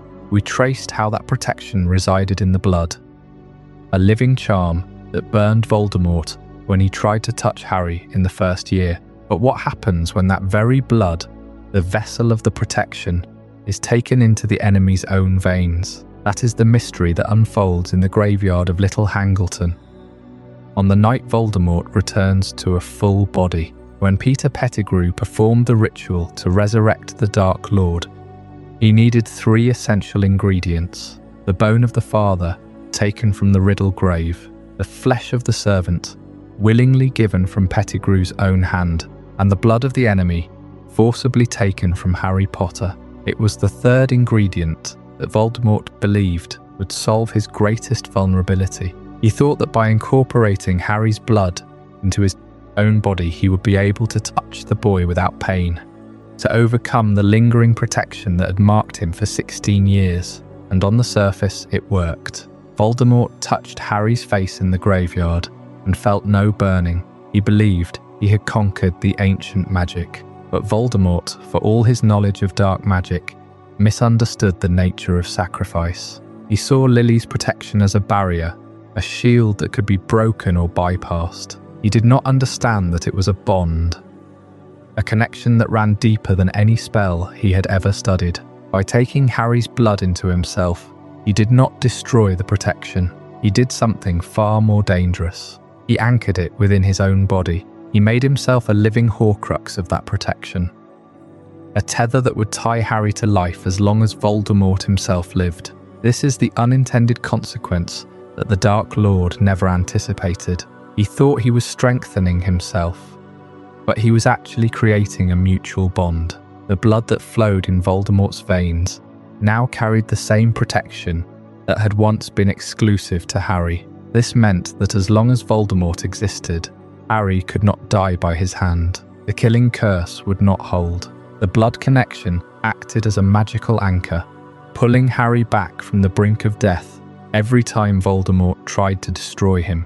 It was the ultimate irony. The Dark Lord had made himself the guardian of Harry's life. The mystery deepens when we consider the nature of Lily's protection itself. Was it a one-time spell, a single act of love that created a permanent enchantment, or was it a living magic, sustained by the continued existence of the blood that carried it? The books give us hints, but no definitive answer. When Dumbledore explains this to Harry in the limbo of King's Cross, he speaks of it as a power that Voldemort never understood. He says that Voldemort took Harry's blood into himself, and that this act ensured that Harry's blood, and therefore his mother's protection, lived on within the Dark Lord's own veins. This raises a haunting question. Did Lily's protection somehow persist within Voldemort after his death? When the Dark Lord fell in the final battle, his body was destroyed, but the blood that he had taken from Harry was still his own, integrated into his physical form. Did that fragment of protection vanish with him? Or did it linger somewhere in the magical ether? The canon does not say, but the implication is that the protection was tied to Voldemort's life. And when that life ended, the tether was severed. Harry survived the final killing curse because the blood connection kept him anchored. But once Voldemort was gone, the protection had served its purpose. Consider the mechanics of this bond. When Voldemort cast the killing curse in the Forbidden Forest, Harry fell to the ground, but he did not die. He entered a liminal state, a place between life and death, where he met Dumbledore in a vision of King's Cross. This was possible because the blood connection gave Harry a choice. He could move on, or he could return. The tether held him to the world of the living, and when he chose to return, it was because the blood of his mother, flowing within Voldemort, acted as a lifeline. This is one of the most profound mysteries in the wizarding world. The idea that love, a force so intangible and subjective, could manifest as a physical blood-borne magic is both beautiful and terrifying. It suggests that the deepest protections are not learned from books or mastered through practice. They are born from sacrifice, from choice, from the willingness to give everything for another. Voldemort, who had never loved and never understood sacrifice, could never grasp this truth. He saw blood as a tool, a component in a ritual. He did not see it as a vessel for something far older and far more powerful. The blood connection also explains why Voldemort could not kill Harry in the graveyard, even when he had him bound and helpless. The protection was not just a passive shield, it was an active force that corrupted Voldemort's own magic. When he tried to use the killing curse on Harry in the graveyard, the wands connected through Priori Incantum, and the spirits of Voldemort's victims emerged. This was not just a coincidence of twin cores, it was the blood connection asserting itself, creating a link that Voldemort could not break. And when Voldemort used Harry's blood in the resurrection ritual, he unknowingly bound himself to Harry in a way that mirrored the Horcrux bond. But this bond was different. It was not born of murder and soul-splitting. It was born of sacrifice and love. It was a bond that Voldemort could not sense, could not control, and could not destroy. He carried the protection within him, and it made him vulnerable in ways he never imagined.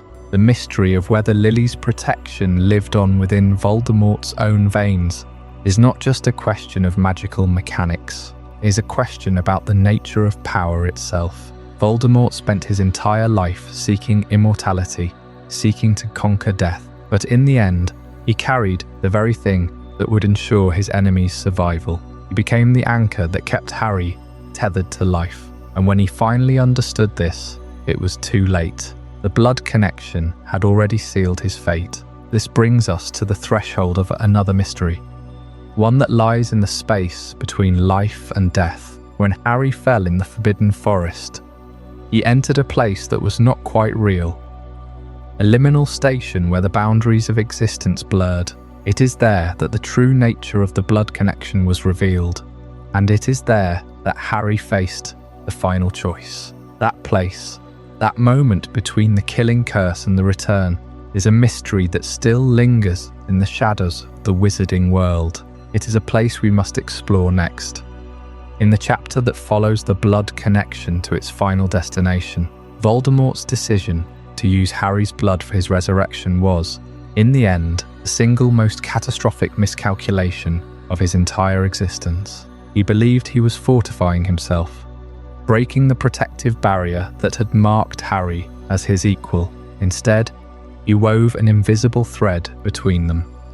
a tether that would not break even when the killing curse struck its target. And so, when the green light faded from the forest, Harry did not fall into darkness. He fell into a place that was neither life nor death, a station that was not a station, a white and gleaming space that has haunted readers for decades. This is the King's Cross that Harry experiences after Voldemort's curse hits him in the Forbidden Forest. It is not the bustling, smoky, chaotic station of London, filled with students and steam and the clatter of trolleys. It is a pristine, empty version of that same place, as if the architect of the afterlife had borrowed the blueprint of a mundane train station and stripped it of all noise and grime. The floor is spotless. The light is soft and diffuse, coming from no single source, and there is no one there at first except Harry himself, lying on the ground, aware that he's not quite solid, not quite present in the way he once was. The first question that rises from this scene is one of the most unsettling in the entire series. Is this limbo a universal experience, a standard waiting room for every soul that passes between worlds? Or is it a construct of Harry's own mind, a personalised illusion shaped by his memories and his deepest sense of comfort? The books offer no definitive answer, and that ambiguity is precisely what makes the scene so powerful. We know that Harry has always associated King's Cross with transition. It is the place where he leaves the Muggle world behind and steps into the magical one.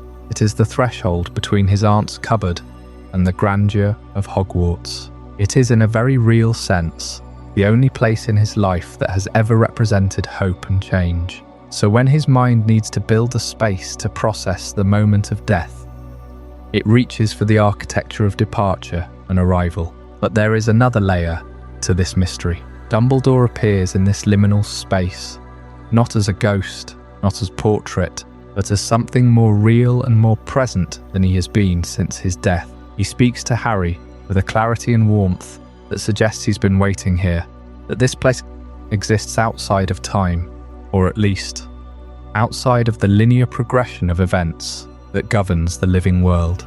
Dumbledore explains the nature of the Horcrux inside Harry, the piece of Voldemort's soul that has been clinging to the boy since that night in Godric's Hollow, and then he points to the thing that is huddled under the bench. This is where the scene turns from strange to deeply disturbing. Under the bench, barely visible, is a small, flayed infant creature. It is not a baby in any normal sense. It is a raw, exposed, pathetic thing, with skin that seems too thin and too red, as if it has been peeled away. It writhes and whimpers, and Harry feels a wave of revulsion and pity that he cannot separate. This creature is the piece of Voldemort's soul that was lodged inside him. This is the Horcrux that Voldemort made unknowingly, the fragment of his being that has been feeding on Harry's life for 17 years. And here, in the white light of King's Cross, it is revealed for what it truly is. Not a Dark Lord, not a powerful wizard, not a serpentine monster, just a damaged, naked, suffering thing, incapable of speech, incapable of dignity, incapable of anything but a desperate animal need to exist. The significance of this image cannot be overstated. Voldemort, who spent his entire life running from death, who mutilated his own soul in a frantic attempt to achieve immortality, is reduced to this, a flayed infant, shivering under a bench in a train station that does not exist. It is the most honest depiction of what a Horcrux really is. Not a source of power, but a wound. Not an extension of life, but a deformity. The creature under the bench cannot be helped. It cannot be saved. It can only be left behind because it is not a person. It is a scar on the fabric of a soul, and it has no future. And this raises the deeper question of the limbo itself. If this is a universal afterlife, a waiting room for all souls, then what does it mean that Voldemort's fragment appears here in such a degraded form? Does the soul's condition in life determine its appearance in death? Or is this space simply reflecting Harry's own understanding of what he sees? Dumbledore seems to treat the creature with a kind of clinical detachment, acknowledging its existence, but not offering it any comfort. He knows that it is not a soul in the full sense. It is a shard, a splinter, and it will dissolve when Harry chooses to move on. But Harry does have a choice. That is the most important detail of this entire scene. He is not trapped in limbo. He is not forced to move forward or backward.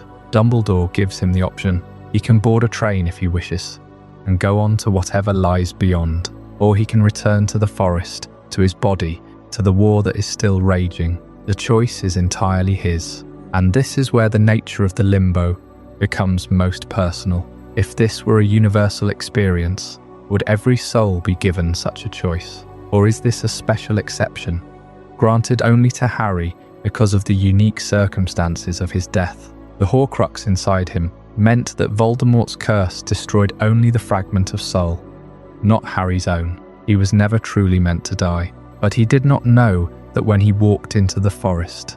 He walked in expecting to die, and he was willing to do so.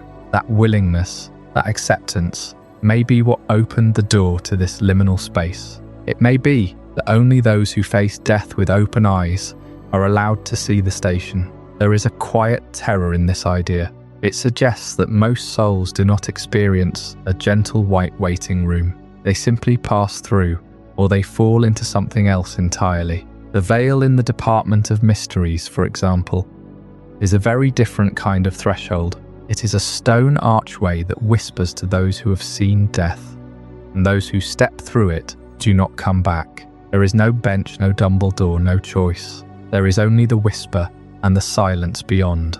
King's Cross, by contrast, is a space of clarity and mercy. It is a place where explanations are given and decisions are made. It is perhaps a gift from the magic that binds the world together, a moment of grace for a boy who deserved one. But if it is a construct of Harry's mind, then it is equally remarkable. It means that even at the threshold of death, Harry's subconscious built a space where he could find peace. It gave him a mentor to guide him, a station to ground him, and a creature to show him what he had been carrying. It gave him the strength to let go of the Horcrux and the courage to choose life.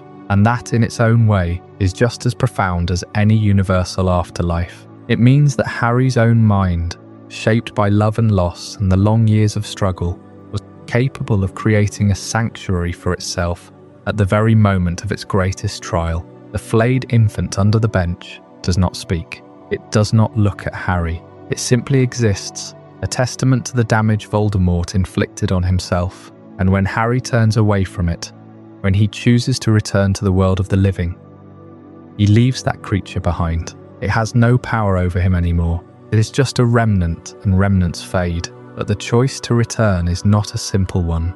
It requires Harry to leave behind the peace of the station, the warmth of Dumbledore's presence, the quiet certainty that everything is finally over. He has to go back to a body that is broken, a war that is still being fought, and a future that holds no guarantees. And that decision, that willingness to suffer again for the sake of others, is what truly defines him. It is the moment when the boy who lived becomes the man who chooses. And in the next chapter, we will explore exactly what that choice means and what it costs. When we examine the final step of Harry's journey in chapter 15, the choice to return. We left Harry standing in that impossible place, a King's Cross station that existed nowhere and everywhere at once, a construct of pure white light and fog that seemed to exist between the breath of life and the stillness of death. And there, on a bench, sat Albus Dumbledore, calm as ever, as if he had simply been waiting for Harry to arrive. But this was no ordinary reunion. Dumbledore was dead, had been dead for nearly a year by that point, and yet here he was, speaking to Harry with the same twinkle in his eye, the same measured tone, as if he had never left. And Harry, lying on the floor of that ethereal station, had questions, so many questions, but the most pressing one, the one that cut through the fog of confusion, was this: was he dead? Had Voldemort's killing curse finally done what it was meant to do? The answer, as Dumbledore explained, was both yes and no. The killing curse had struck Harry, but it had not killed him in the way it killed others. Instead, it had destroyed the piece of Voldemort's soul that had been living inside Harry since that night in Godric's Hollow. That fragment, that seventh Horcrux, was gone, obliterated by the very curse that was meant to end Harry's life. But Harry himself remained, standing in this liminal space, because of a chain of magical events that stretched back to the moment Lily Potter made her choice. And that is where the mechanics of how Harry survived the second killing curse in the Forbidden Forest begin to unravel into something far more complex than a simple act of sacrifice. You see, when Voldemort used Harry's blood to resurrect himself in the graveyard of Little Hangleton, he unknowingly tethered Harry to life. Lily's sacrifice had created a protective magic that lived in Harry's blood, and by taking that blood into his own veins, Voldemort became a living Horcrux of sorts, not for his own soul, but for Harry's life. As long as Voldemort walked the earth, Harry could not die. The blood that flowed through the Dark Lord's veins was the same blood that carried Lily's protection, and that protection anchored Harry to the world of the living. So when the killing curse struck Harry in the Forbidden Forest, it destroyed the Horcrux within him. But it could not kill him. The curse hit the fragment of soul first, and that fragment was torn away, leaving Harry's own soul intact, tethered to life by the very blood Voldemort had so arrogantly taken. But this is where Dumbledore's role as a guide in the afterlife becomes both comforting and deeply unsettling, because Dumbledore knew, he had known all along. He had planned for this moment, orchestrated events, so that Harry would walk into the forest willingly, knowing that he might die, but also knowing that there was a chance he would return. And yet even in death, Dumbledore held secrets. He spoke to Harry in that white station, with the same careful, deliberate phrasing he had always used. Never giving a straight answer when a riddle would do, he explained the mechanics of the Horcrux and the blood protection. But he also hinted at things he had never told Harry, things he had kept hidden even from the boy who trusted him most. Why, for instance, had Dumbledore never told Harry about the Hallows? Why had he let Harry stumble through the hunt for Horcruxes without revealing the true nature of the Elder Wand, the Resurrection Stone, and the Cloak? Because Dumbledore had been afraid that Harry would be tempted by the same power that had corrupted so many before him. He had seen the allure of the Hallows in himself, had felt the pull of the Elder Wand's power, and he did not want Harry to fall into the same trap. But in that white station, Dumbledore admitted his mistakes, his manipulations, his fears. He told Harry that he had always known the truth about the Horcrux inside him, that he had sent Harry on a path that could only end in death, and that he had done so because he believed it was the only way. And yet, even in this confession, Dumbledore remained enigmatic. He spoke of the train that stood at the edge of the station, a gleaming red steam engine that seemed to hum with a quiet, ancient energy. This was the metaphysical train that Harry could have boarded to move on to the next adventure, the final journey into whatever lies beyond death. The train was there, waiting, its doors open, its whistle silent. Harry could have stepped aboard and left the world of the living behind, joining his parents, Sirius and Lupin, in whatever came next. But Dumbledore did not tell Harry to board it. He did not tell him to stay. He simply showed him the choice, and then he let Harry decide. This is the heart of the mystery. The train is not a metaphor for death, not exactly. It is a symbol of transition, of moving from one state of being to another. But what lies beyond that train? Is it an afterlife, a paradise, a reunion with loved ones? Or is it simply nothing? An endless journey into an unknown that even Dumbledore could not describe? The books never answer this question, and perhaps that is intentional. The wizarding world, for all its magic and wonder, has always treated death as the final mystery, the one thing that even the most powerful wizards cannot fully understand. The veil in the Department of Mysteries whispers with voices from beyond, but no one knows what those voices are saying. The Resurrection Stone brings back echoes, not souls, and the train in Harry's limbo is a door that he chooses not to open. Dumbledore, for all his wisdom, could not tell Harry what was on the other side. He could only tell him that it was a choice, and that the choice was his alone.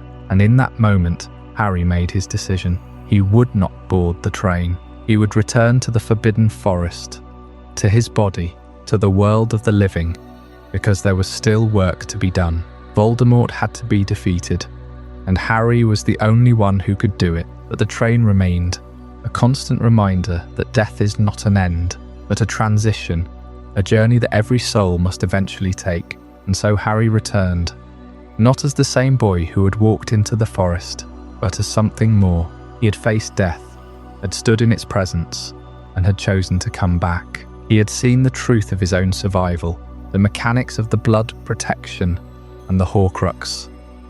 And he had heard Dumbledore's final confessions. But even now, there are questions that linger. Why did Dumbledore choose to reveal his secrets only in death? What else did he know that he never shared? And what of the train, that silent waiting vessel that Harry could have boarded? Is it still there, somewhere in the fabric of reality, waiting for him to return? These are the mysteries that the wizarding world refuses to answer, the gaps in the lore that make the story feel so real, so haunting. And as we move deeper into the unexplained, we must turn our attention to another device that bends the rules of reality, a device that creates its own paradoxes and questions. The Time Turner, with its golden sands and its ability to loop moments back upon themselves, is a mystery that defies logic, a puzzle that even the most brilliant minds cannot fully solve. And in the next chapter, we will explore the paradox of the Time Turner, the questions it raises about fate, free will, and the nature of time itself. We left Harry standing in the snow of the Forbidden Forest, having chosen to return from that liminal King's Cross, a place that may have been his own mind's creation, or something far stranger. He walked back into his body, back into a war that was still being fought, carrying the weight of a choice that should not have been possible. And yet, the wizarding world has always been a place where the impossible happens, often in ways that are only half explained, leaving behind questions that echo through the ages. One of the most haunting of those questions involves a device that seems, on the surface, to be a simple tool for students who are late to class. But the Time Turner is anything but simple. It is a window into the terrifying paradox of time itself, a paradox that the Ministry of Magic has spent centuries trying to contain. The Time Turner, as it in the hands of Hermione Granger, is a small hourglass on a golden necklace. She uses it to attend multiple classes at once, to save Sirius Black and Buckbeak, and to witness the past without disturbing it. But the rules that govern its use are far stricter than any student could imagine. The Ministry does not hand out Time Turners lightly. They are locked away in the Department of Mysteries, studied by unspeakables who have dedicated their lives to understanding the fabric of reality. And the reason for this caution is simple. Time travel in the wizarding world operates on a principle that is both elegant and terrifying. It is a closed loop. What does that mean? It means that when you go back in time, you are not changing the past, you are fulfilling it. Every action you take in the past has already happened. You were always there. Hermione did not create a new timeline when she threw the rock through the window of Hagrid's hut. She was always the one who threw that rock. Harry did not summon a Patronus to save himself and Sirius. He had always summoned that Patronus, because he had already seen himself do it. The past is not a river you can redirect. It is a book that has already been written, and you are merely turning the pages in a different order. This is the terrifying implication of closed-loop time travel. You cannot undo a tragedy. You cannot save someone who has died. If you try, you will only discover that your attempt was part of the tragedy all along. The Ministry knows this. They have seen what happens when someone tries to break the loop, when they attempt to force a change that was never meant to happen. And that is why they restrict the use of time turners to a maximum of 5 hours. Anything longer, and the risk of creating a paradox becomes too great. But what exactly is the risk? What happens when you push against the closed loop? The Ministry's records are sealed, but whispers have escaped over the centuries. The most famous of these whispers involves a witch named Eloise Mintumble, who in the year 1899 attempted something that no one had ever done before. She used a time turner to travel back more than 5 hours. She wanted to change something, to rewrite a moment that had caused her great pain.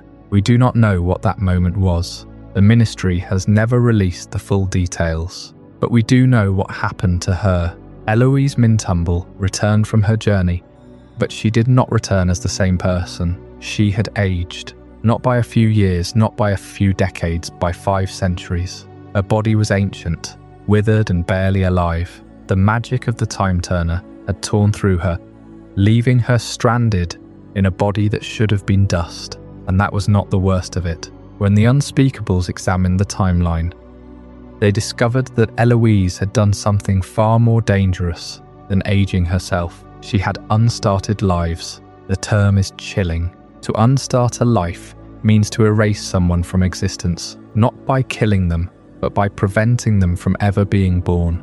Eloise's actions in the past had rippled forward, causing people who had once existed to simply vanish. Their families forgot them.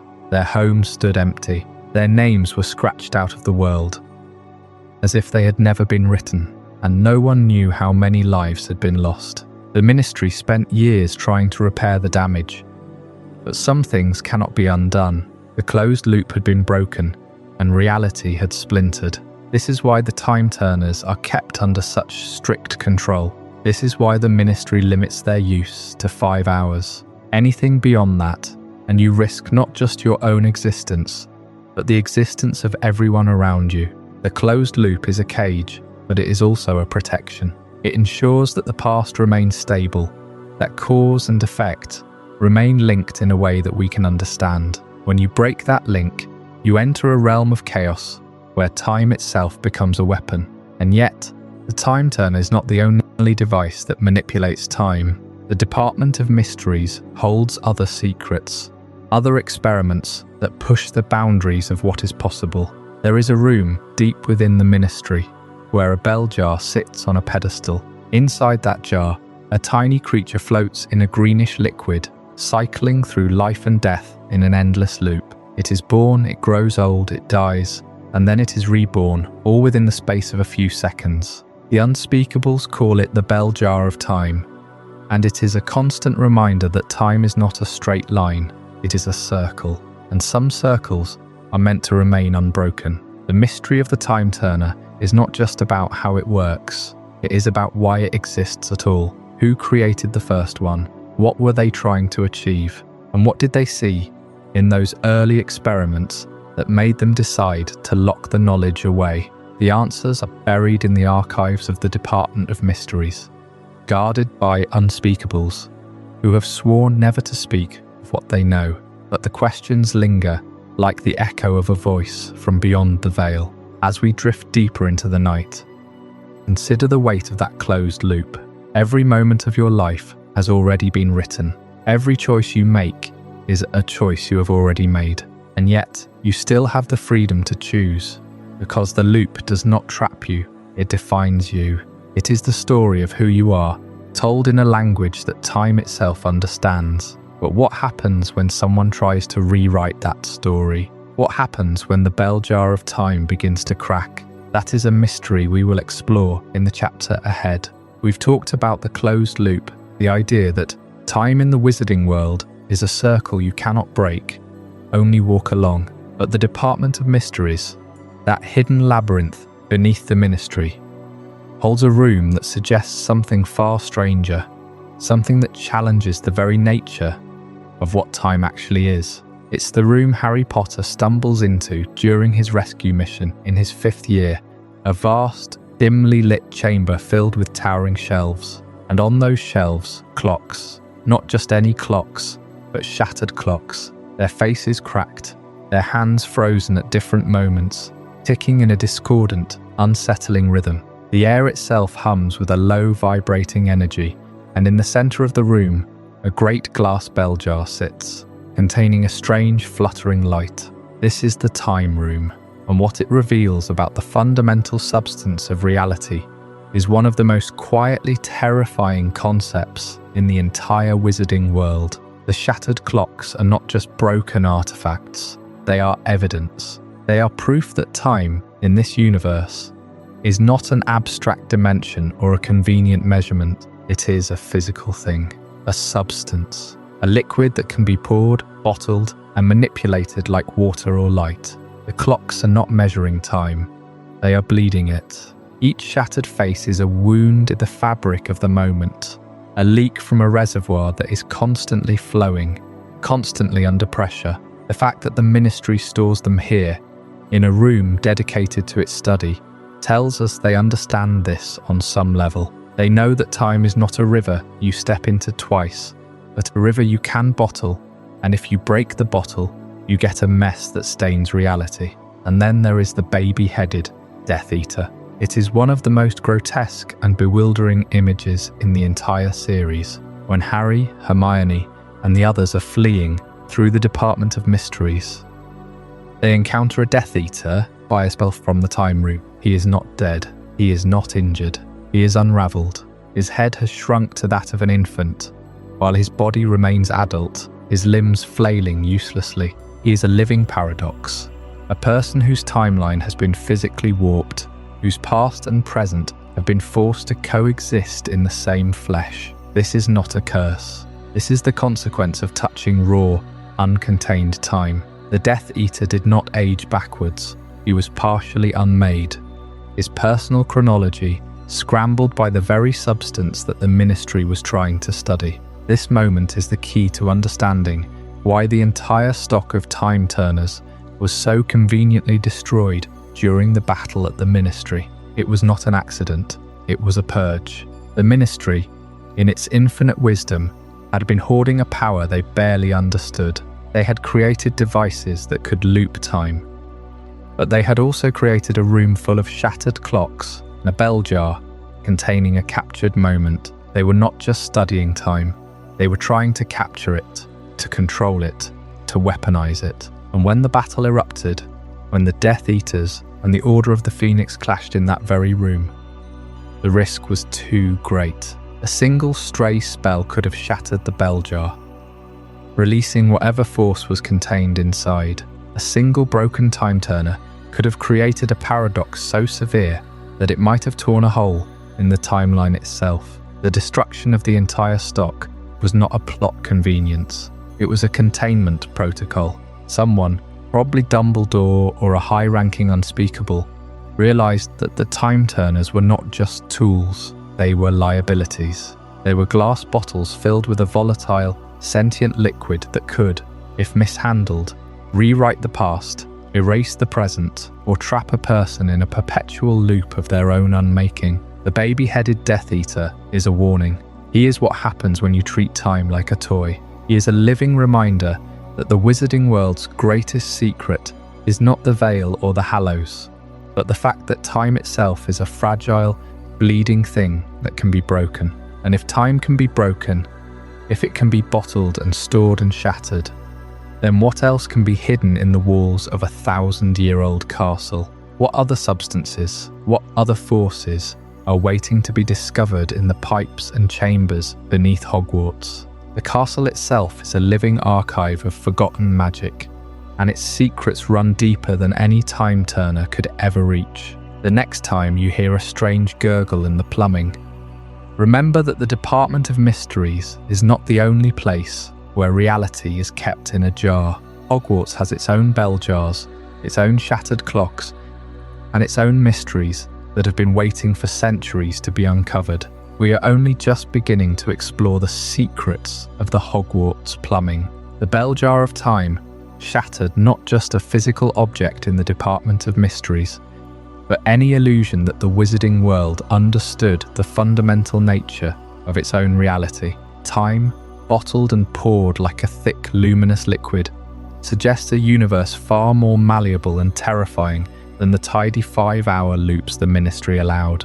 And yet, for all that cosmic horror, hidden in a dusty chamber beneath the Ministry, there is an older, deeper secret buried directly beneath the feet of every student who ever walked the halls of Hogwarts. A secret that has nothing to do with bottled time and everything to do with a 1,000-year-old grudge and a monster that should have starved to death centuries ago. How did Salazar Slytherin manage to hide a massive chamber beneath a school full of the most powerful wizards of the age? It is a question that strikes at the very heart of Hogwarts construction. The founders built the castle together, layer by enchanted layer, stone by whispering stone. They were not merely architects. They were the architects of magical education itself. Every corridor, every trick step, every portrait that could gossip or guard a secret was a product of their combined will. And yet, one of them carved out a space so vast, so hidden, that it remained undiscovered for a millennium. The other founders, including Godric Gryffindor himself, either never knew it existed or chose to let the secret die with them. Think about the sheer audacity of the construction. This was not a broom cupboard enlarged with an undetectable extension charm. This was a monumental underground complex, a lair complete with towering stone pillars, a colossal statue of Slytherin himself, and a network of tunnels that connected to the very plumbing of the castle. To hide something of that scale from four of the most gifted magical minds in history required more than a simple lock-in charm. It required a deep architectural understanding of how magic interacts with stone, with water, with the very foundations of a place. Slytherin did not just build a room. He wove the chamber into the fabric of Hogwarts, making it a part of the castle's skeleton, invisible to any magical survey because it was not a separate space. It was a hollowed-out bone, and the entrance itself tells a story of adaptation. The original entrance, we can assume, was a trapdoor, a simple hidden hatch in the floor, perhaps in a forgotten storeroom or behind a tapestry. But 1,000 years is a long time for a secret to stay put. As the castle grew and was renovated, as plumbing was installed and bathrooms were added, the entrance had to evolve. The trapdoor became a sink, a magical sink, carved with a tiny serpent that only a parcel mouth could activate. This was not a flaw in the design. It was a testament to the magic's resilience. The entrance adapted to the changing architecture of the castle, proving that Slytherin's enchantment was not a static lock, but a living, breathing piece of magic that could bend with the centuries. The sink in Moaning Myrtle's bathroom was not a random fixture. It was the final, elegant form of a secret that had learned to survive. But the greatest mystery of the chamber is not its construction or its entrance. It is the creature that lived inside it, the basilisk, a monster that can kill with a single look, a serpent of immense size and terrifying power.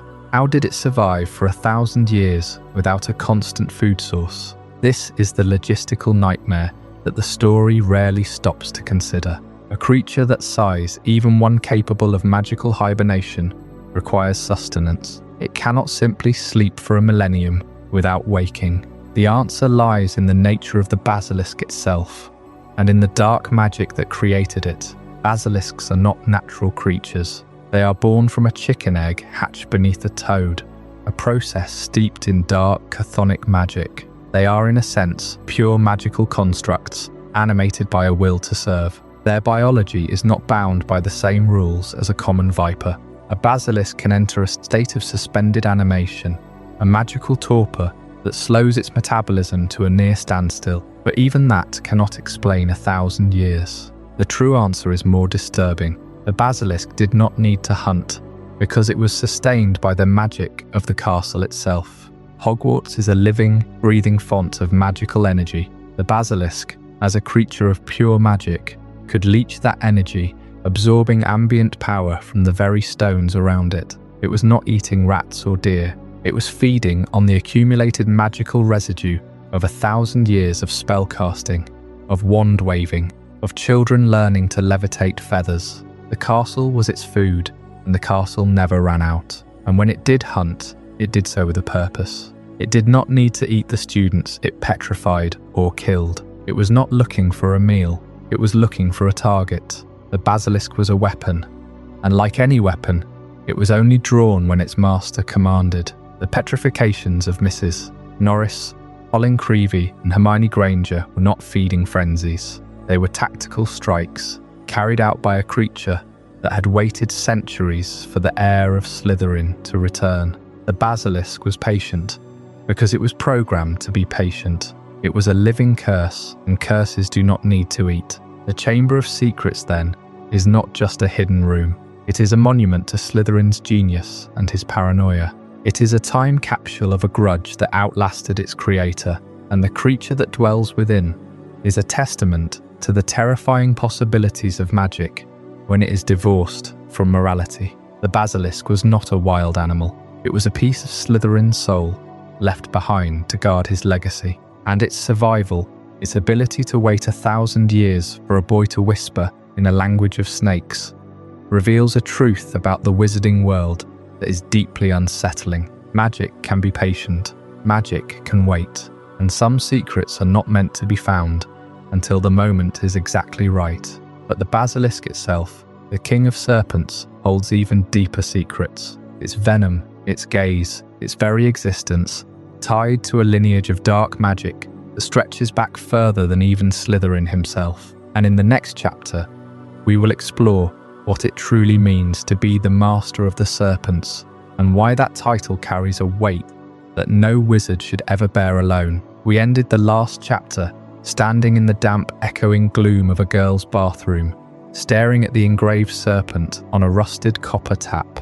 We traced how Salazar Slytherin's hidden chamber evolved from a simple trapdoor into a labyrinth of pipes and stone, a secret buried beneath the very foundations of Hogwarts. But now we must descend. We must follow the darkness down, past the crumbling tunnels and the skin of a monstrous serpent, to the heart of the mystery itself. Because the Chamber of Secrets was not just a room, it was a temple, and at its altar sat the King of Serpents, the basilisk, the monster of the chamber.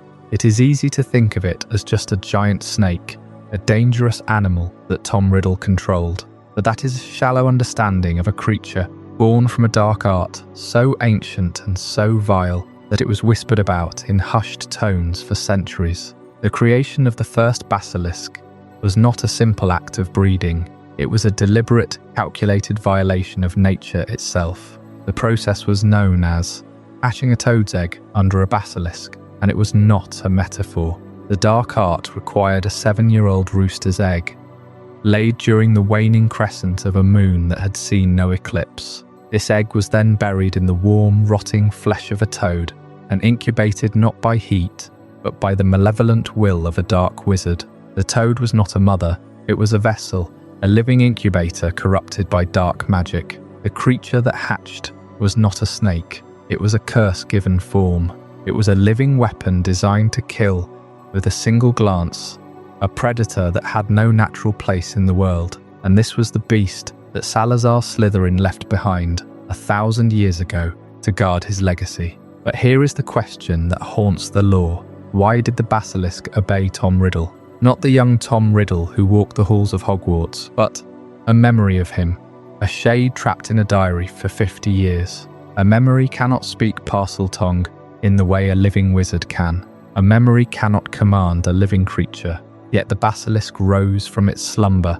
It slithered through the pipes, and it killed. It killed a ghost, a cat, and nearly killed a student. It acted with purpose, with loyalty, as if the heir of Slytherin himself stood before it. The answer lies not in magic, but in identity. The basilisk was not a pet. It was a guardian, and its programming was absolute. It did not obey Tom Riddle because he was powerful. It obeyed him because he was Slytherin. The parcel tongue was not a command, it was a key. The basilisk's mind was not its own. It was a weapon, and its only master was the blood of the founder. Tom Riddle's diary was not a living thing, but it contained a piece of his soul, and that soul fragment, that Horcrux, carried the same magical signature as Salazar Slytherin himself. The basilisk did not see a memory. It saw the hair, it saw the bloodline, and it obeyed. This brings us to the lingering venom in the chamber. When Harry Potter finally faced the basilisk in the Chamber of Secrets, he was armed with the sword of Gryffindor, a blade that had been imbued with the venom of the very creature it was meant to slay. That venom, dripping from the basilisk's fang, was a substance of terrifying potency. It was a poison that could destroy nearly anything, but it had a unique property. a property that would echo through the rest of the story. Basilisk venom was one of the few substances in the magical world capable of destroying a Horcrux. It was a solvent for the soul. When Harry plunged the sword into the diary, the venom did not just tear the page. It unravelled the fragment of Voldemort's soul, destroying it utterly. The chamber, then, was not just a tomb for a monster. It was a crucible. The venom that lay in pools on the stone floor that stained the fangs of the dead serpent was a weapon against the very dark magic that had created the monster in the first place. It was a paradox. The basilisk was born from a dark art, but its venom became the tool that would eventually dismantle the darkest magic of all. And so, the King of Serpents lies dead in the darkness, his bones a monument to 1,000 years of waiting, but its venom lingers. It lingers in the sword, it lingers in the chamber, and it lingers in the story. A reminder that even the darkest creations can be turned against their creators. But the chamber's secrets are not the only ones buried beneath Hogwarts. There is another secret, one that involves a different kind of hiding, a different kind of betrayal. It is a secret that begins with a charm that was supposed to be unbreakable. It is a secret that ends with a scream in the night and a small, trembling rat. The story of the Potter's hiding place is a story of trust and of the flaw that destroyed it. That is the story of the Fidelius charm's Flaw. I hope you're as amazed by this as I am. If you want to stay updated on more content like this, make sure to subscribe and join our community of curious minds. Trust me, what's coming next will challenge everything you thought you knew. The basilisk obeyed a memory, a shade of a boy, a piece of soul trapped in ink and paper, and yet the serpent, ancient and blind and starving, recognized him as the heir of Slytherin. That obedience is a chilling testament to the binding nature of magical oaths and lineage. But it also raises a question that lingers in the shadows of Hogwarts plumbing. If a creature so powerful, so steeped in dark magic, could be commanded by a fragment of a soul, what does that say about the magic that governs trust itself? What happens when the most powerful protection spell in the wizarding world is handed to someone who does not deserve that trust? The Fidelius charm is often described as the ultimate act of magical concealment. It is not a simple hiding spell, not a disillusionment that can be broken by a clever counter-curse. The Fidelius charm buries a secret so deeply that it ceases to exist in the minds of anyone except the chosen secret keeper. A location hidden by the charm becomes physically and mentally vanished from the world. You could stand in front of the cottage at Godric's Hollow, your hand inches from the front door, and you would see only an overgrown patch of land, a crumbling ruin, or perhaps nothing at all. Your mind would refuse to register what your eyes could not perceive. The charm does not just hide the house, it hides the very idea of the house. It rewrites reality for everyone except the one person who holds the secret. That is the terrifying power of a secret keeper. They do not merely guard a piece of information, they become the sole anchor for a place's existence in the world. If the secret keeper dies, the secret does not die with them. The charm holds, but the secret becomes frozen, locked away in the minds of those who already knew it. No new person can be told. The location remains hidden, but it is also trapped, unable to be revealed again, unless the original secret keeper is somehow revived, or the charm is broken through other means. And what happens when there are multiple secret keepers? The canon is frustratingly silent on this, but the implications are staggering. If a secret is split between two people, does each hold only half the truth? Can one betray the secret without the other's consent? Or does the charm simply multiply the points of failure, turning a single lock into a dozen doors, each one waiting for a traitor to open it? This is the mystery that lies at the heart of the Potter's downfall. James and Lily Potter did not choose a weak spell. They chose the strongest protection known to wizard kind. They chose the Fidelius charm, and they chose a secret keeper. But their betrayal was not a failure of magic. It was a failure of trust. They believed in their friends. They believed in Sirius Black, and when Sirius suggested a decoy, They believed in Peter Pettigrew. Peter was the last person anyone would suspect. He was the quiet one, the loyal follower, the rat in more ways than one. But trust is not a spell. Trust cannot be cast, cannot be bound by incantation or wand movement. Trust is a choice, and choices can be broken. Peter Pettigrew walked to Voldemort and spoke the secret aloud. He did not need to break the Fidelius charm. He did not need to overpower Dumbledore or outsmart the Order. He simply opened his mouth and said the words. And in that moment, the cottage at Godric's Hollow became visible. The protection vanished. The secret was no longer a secret. Voldemort walked through the front door, and the rest is history. But here is the question that haunts the lore. What if Peter had died before he could speak? What if Sirius had been the secret keeper, as originally planned? Would the charm have held forever, locking the Potters away in a reality that no one could touch? Or would Voldemort have found another way, some darker magic to pry the secret from the mind of a dead man? The charm itself is a mystery. It is one of the few spells in the wizarding world that relies entirely on human integrity. There is no counter-curse for betrayal. There is no way to force a secret keeper to speak against their will. The magic is absolute, but it is also fragile because it depends on a single person's loyalty, and loyalty, as the Potters learned, is not a constant. It can be bought, broken, or twisted by fear. Peter Pettigrew was afraid. He was afraid of Voldemort, afraid of death, afraid of being the weak link in a war he never wanted to fight. And so he broke. The charm did not fail. The magic did exactly what it was supposed to do. It was the man who failed. But what of the secret itself? When a secret keeper dies, the secret becomes a ghost. It exists, but it cannot be shared. It is a locked room with no key, a door that can never be opened again. The Potter's location was revealed, so that particular secret was lost. But imagine the countless other secrets hidden by the Fidelius charm. Secrets that died with their keepers. Ancient treasures, hidden sanctuaries, safe houses from centuries past. They are still there, hidden in plain sight, invisible to every eye, unreachable by every hand. The magic holds them in a state of perpetual concealment. A silent monument to the trust that was placed in someone who is no longer there to guard it.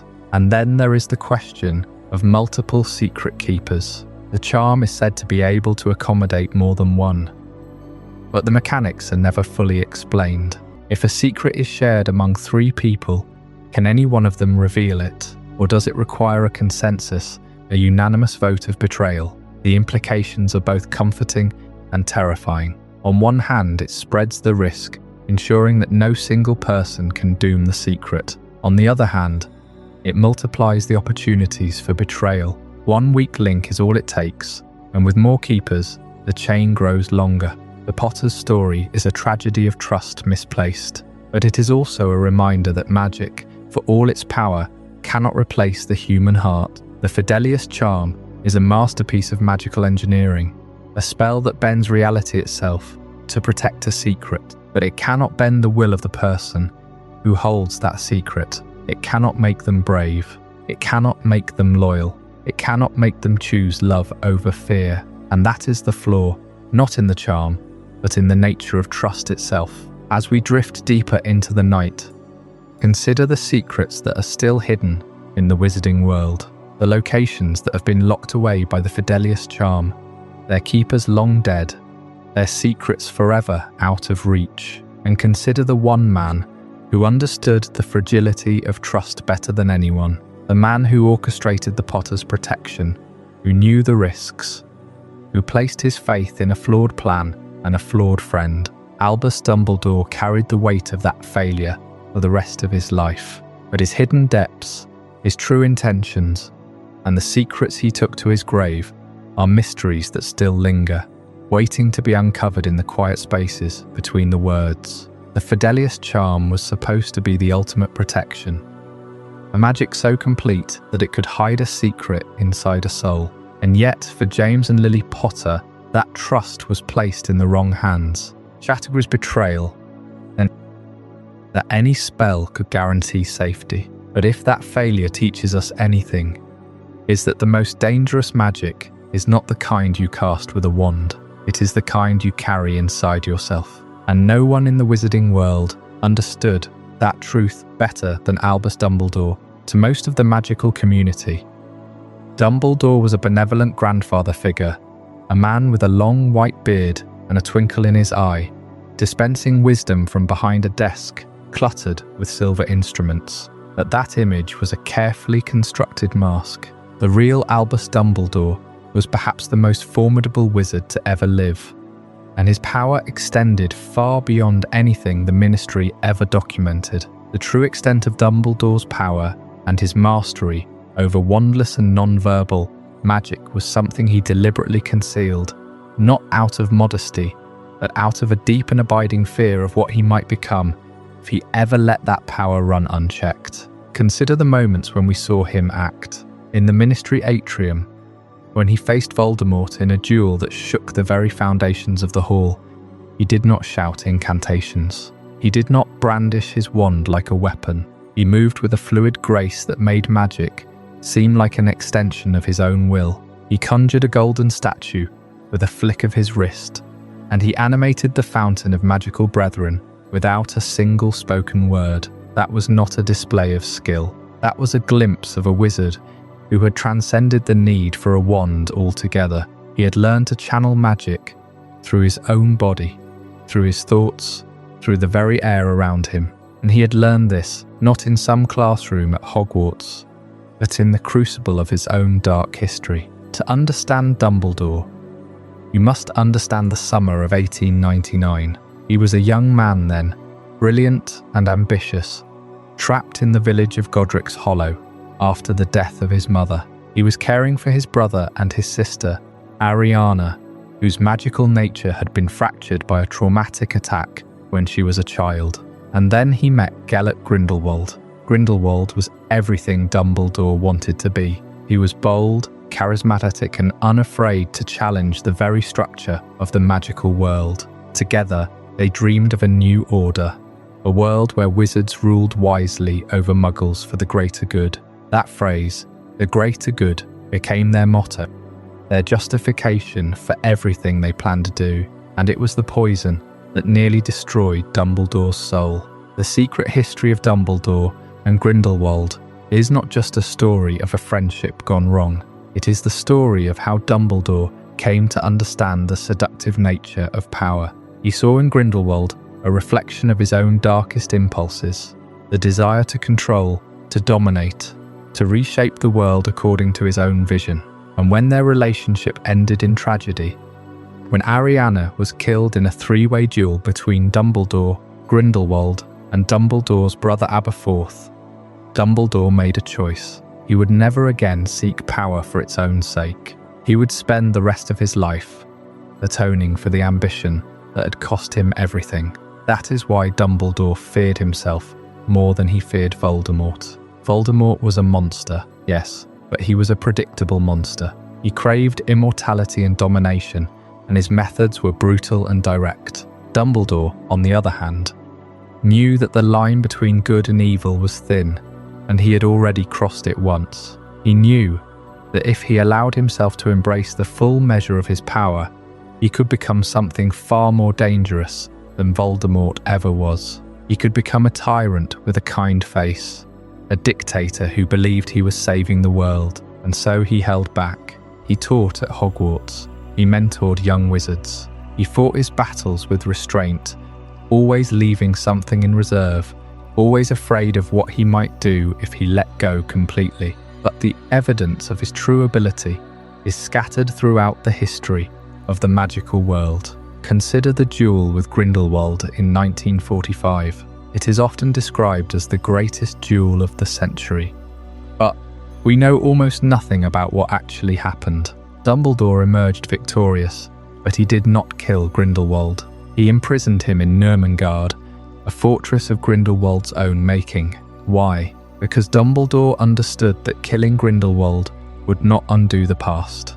It would only make him complicit in the same cycle of violence. He chose mercy, but that mercy was born from a deep understanding of his own capacity for cruelty. And then there is the matter of the Elder Wand. Dumbledore possessed the most powerful wand in existence for decades, and yet he rarely used it to its full potential. He knew that the wand's allegiance was fickle, that it sought power and conquest, so he treated it with caution, even fear. He allowed Severus Snape to kill him, not because he was weak, but because he wanted to break the wand's power.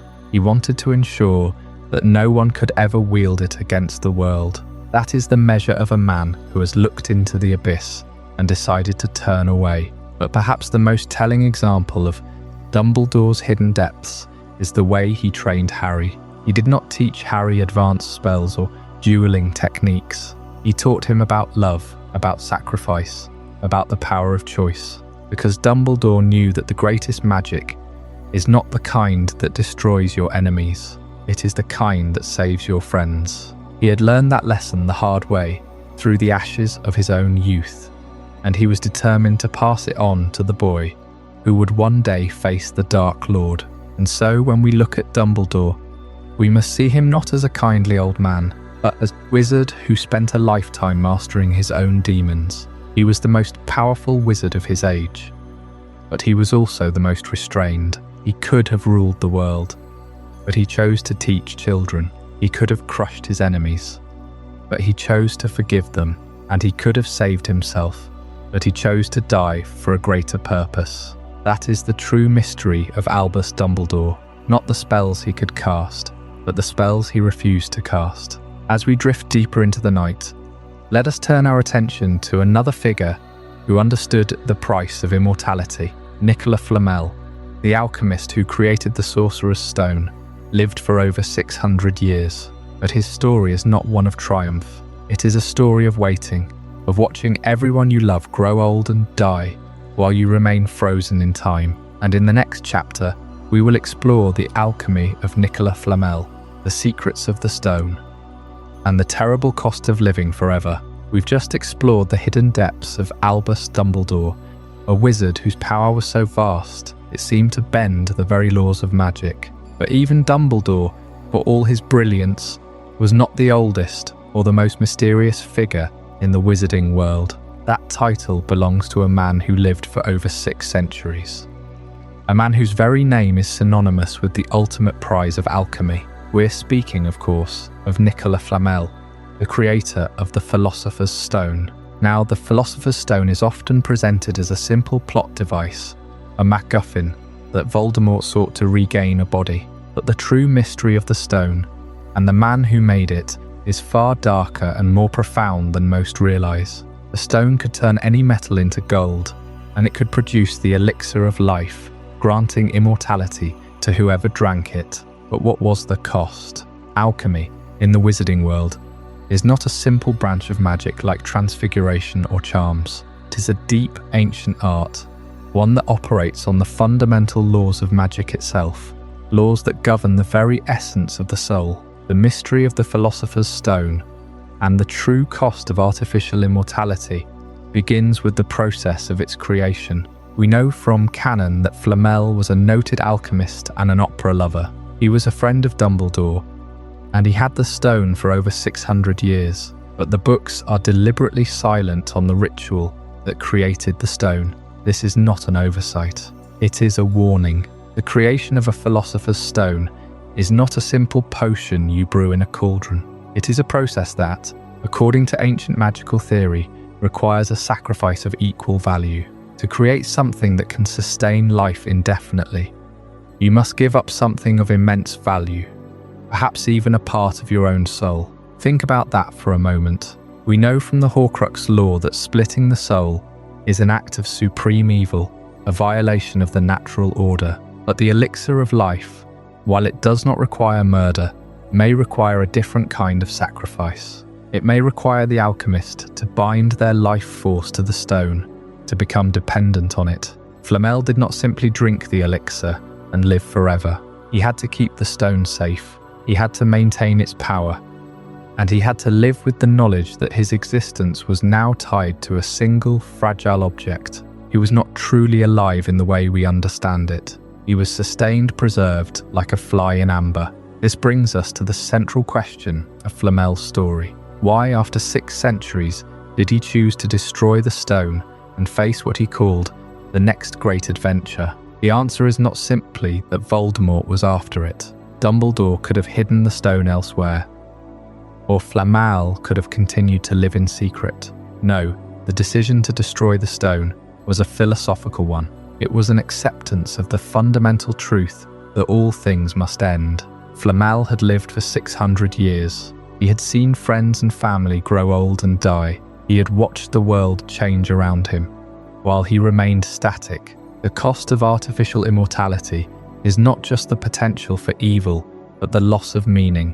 When you cannot die, life loses its urgency. Love loses its preciousness because it is no longer finite. Flamel understood that to live forever is not a gift, but a curse. He had become a prisoner of his own creation. The connection between alchemy, the soul, and the fundamental laws of magic is perfectly illustrated in Flamel's choice. Alchemy is not about cheating death, it is about transformation. The true goal of the alchemist is not to turn lead into gold, but to turn the base self into a purified soul. Flamel had spent 6 centuries in that crucible. He had been transformed, but he had also been exhausted. When he decided to destroy the stone, he was not giving up. He was completing the final stage of the great work. He was accepting the final transformation, the one that all magic must eventually bow to, death. And so, Nicolas Flamel, the man who had conquered death, chose to embrace it.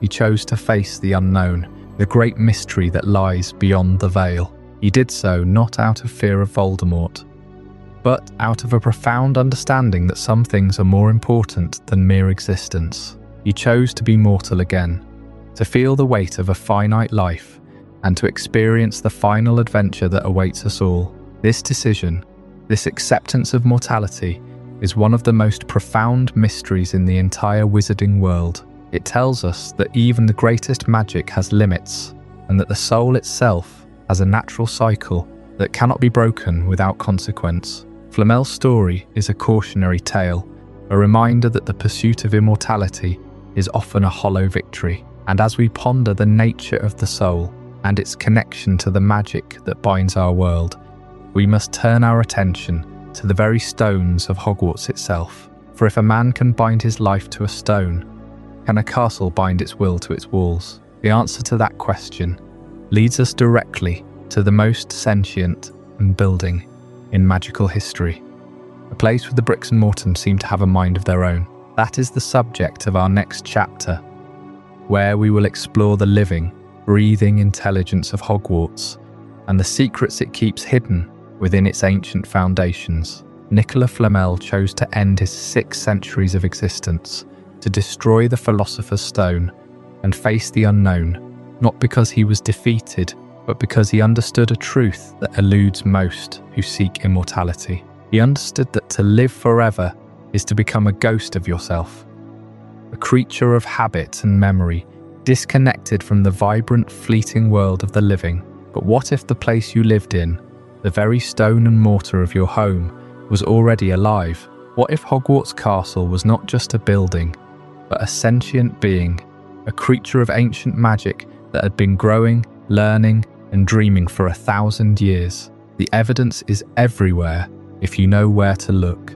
It is not in the grand, obvious spells, but in the subtle, almost forgettable details. The staircases, for instance. We are told they are enchanted to move, to shift their positions and confound intruders. But this is a shallow explanation. The staircases do not simply move on a predetermined schedule. They seem to have a will of their own. They have been known to refuse to lead a student to a class they are dreading, or to deposit a lost first year directly in front of the door to the Great Hall at the exact moment breakfast begins. They are not just mechanisms.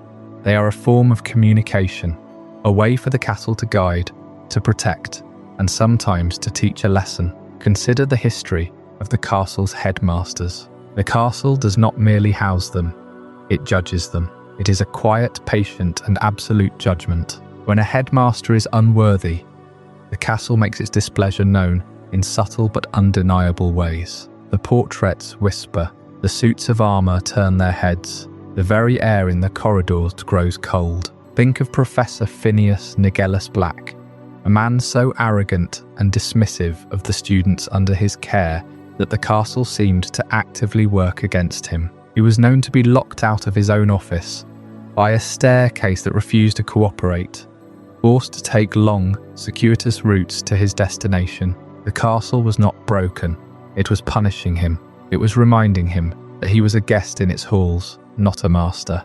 And who truly controls those shifting staircases? The answer is no single person. Not the headmaster, not the caretaker, not the founders themselves. The castle controls the staircases. It is a living, breathing entity with its own agenda, an agenda that has been shaped by centuries of laughter, tears, triumph, and tragedy. It remembers every student who has ever walked its halls. It remembers the fear of a first year, on their first night, the joy of a Quidditch victory, the sorrow of a loss in the war against Voldemort. All of that memory, all of that emotion has seeped into the stone and the wood, giving the castle a consciousness that is both ancient and deeply personal. This brings us to the most profound manifestation of the castle's sentience, the Room of Requirement. It is often described as a room that appears when someone truly needs it, but that description is far too simple. The Room of Requirement is the castle's heart.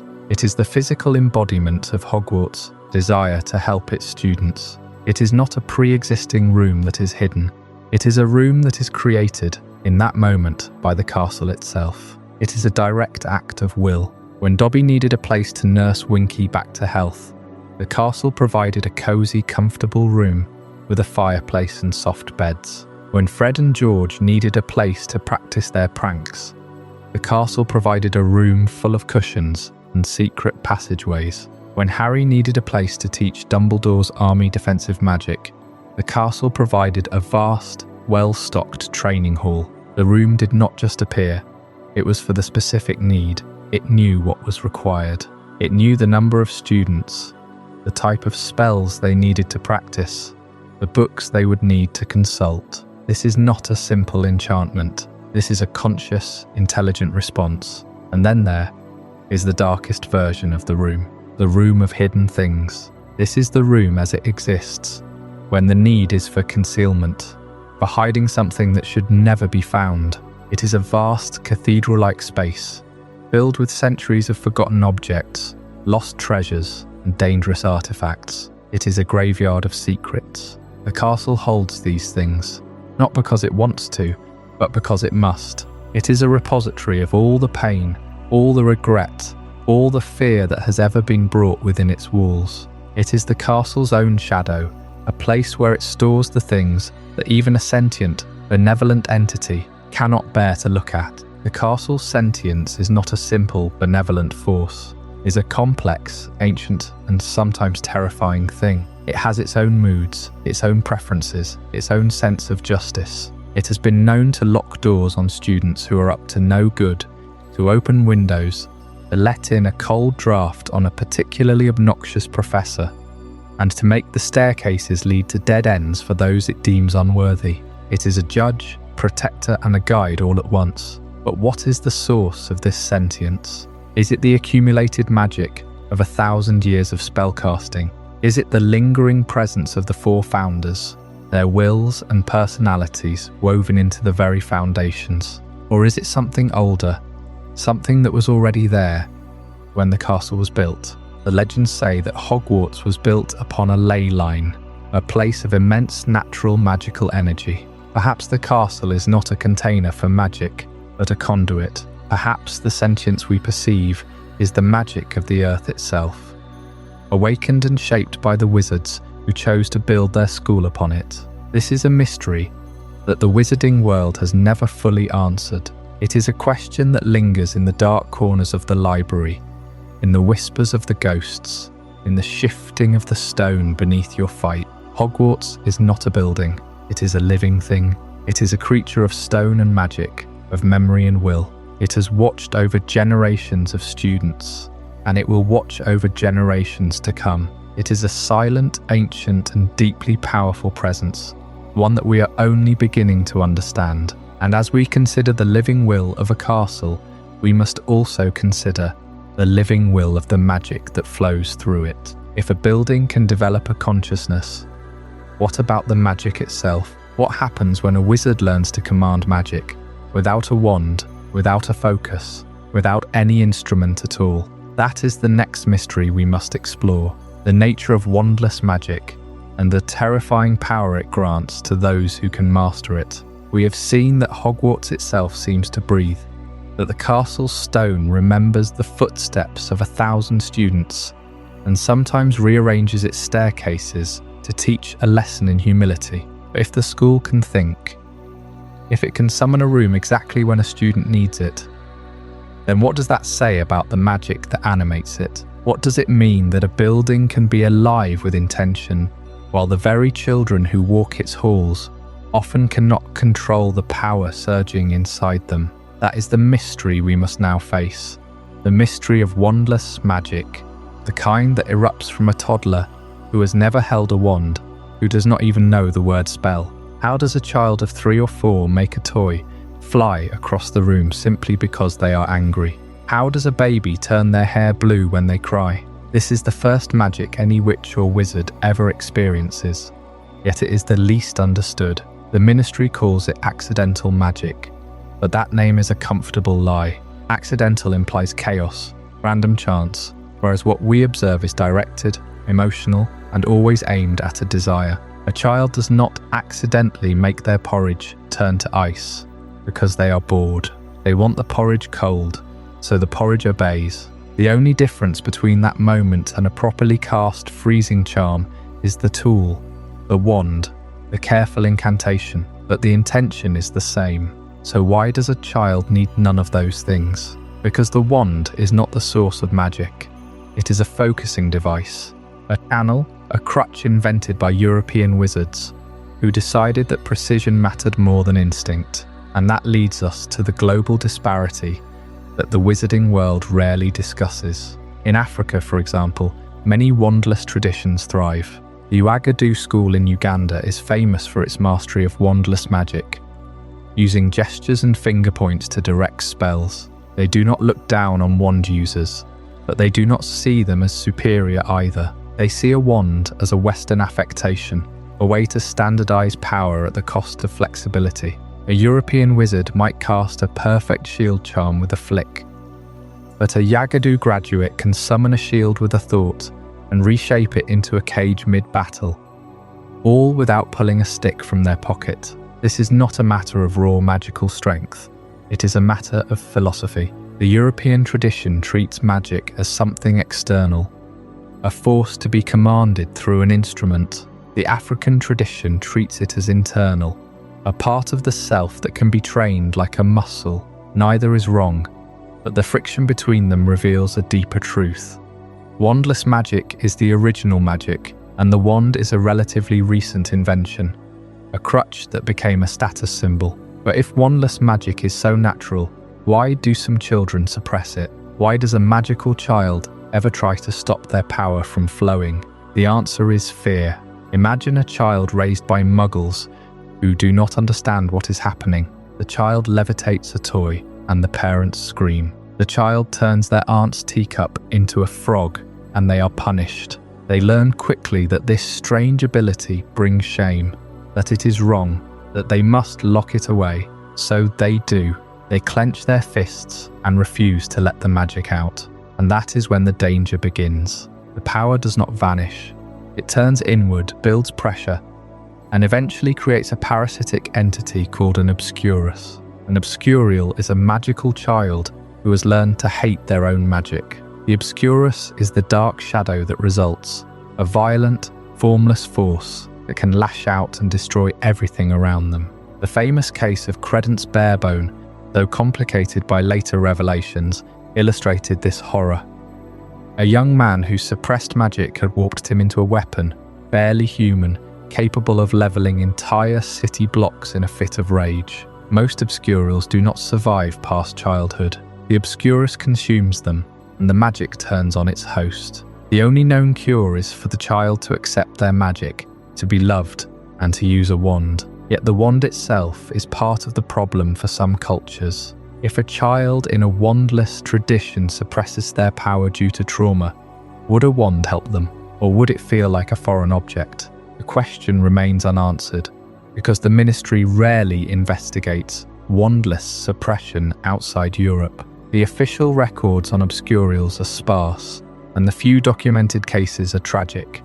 The children often dead before they reach 11. We do not know how many obscurials exist in societies where wands are not the norm. We do not know if the same rules apply. The mystery deepens when we realise that the very tool we use to channel magic may also be the tool that defines our understanding of magical disease. And yet, there is one other place where wandless magic becomes terrifyingly relevant: in the deepest chambers of the Department of Mysteries. Researchers there have long studied the boundaries between magic and the soul, and they know that the most powerful spells ever performed were done without a wand. The creation of a Horcrux, the moment when a wizard tears their own soul, likely requires no wand at all. It is an act of will, of violent intention. Wandless magic, in its purest form, is magic that comes directly from the self, and the self can be monstrous. Perhaps that is why European wizards insisted on the wand,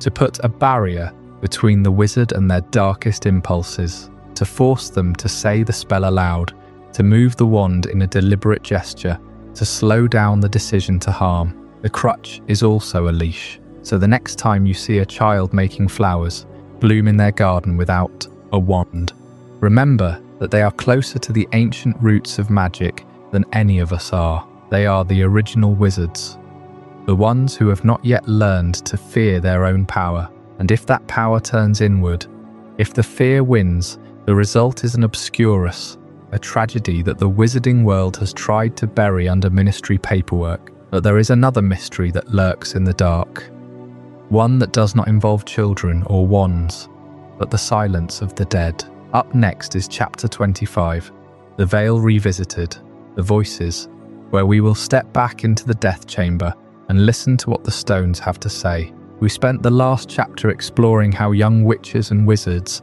perform accidental magic without wands, and how different magical cultures around the world view the wand itself as an unnecessary tool. That conversation about raw, untrained magic and its mysterious origins naturally leads us to another place in the wizarding world, where magic behaves in ways that defy easy explanation, a place where spells and enchantments seem to operate on a logic that is not quite our own, a place where the boundaries between life and death become terrifyingly thin.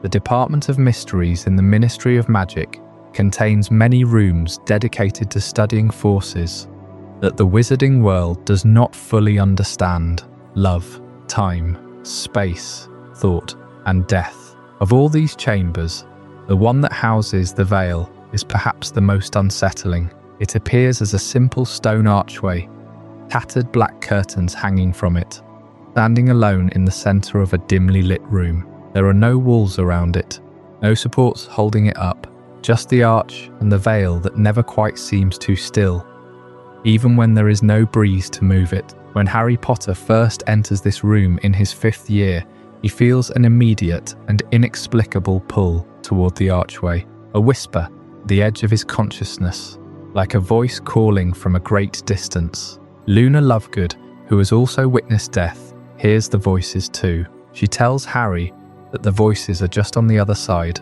that they are not dangerous, that they are simply there. But what are they saying? The original manuscripts offer a closer look at the dialogue Harry hears from behind the veil. In the published books, we are told he hears murmuring, indistinct whispers, and that he feels a strange longing to step through the archway. But in earlier drafts, the voices are more distinct. They call to him by name. They speak in fragments that sound almost like conversation, as if the people on the other side are aware of him, aware that he is standing so close to the threshold. Some of the voices are familiar, like distant echoes of people he has lost. Others are strangers, yet they speak with an intimacy that suggests they know him intimately. This detail transforms the veil from a mysterious artifact into something far more personal. It is not just a portal to an abstract afterlife. It is a place where the dead remain aware of the living, where they can almost reach back across the barrier. The voices Harry hears are not random. They are the voices of those who have passed through that archway, or perhaps all the dead who have ever existed, gathered in a place that exists just beyond our perception. This leads to one of the most compelling theories about the Veil, that it is not merely a gateway to death, but a gateway to what some scholars call the Hall of Ancestors. In many magical traditions, there is a belief that the dead do not simply vanish from the world. They linger in a kind of collective memory, a repository of all the souls, all the experiences, all the wisdom of every witch and wizard who has ever lived. The Veil might be the physical manifestation of that repository, a doorway into the ancestral memory of the magical world. Under this theory, the voices Harry hears are not just the voices of the recently deceased. They are the voices of the entire magical lineage, reaching back through centuries.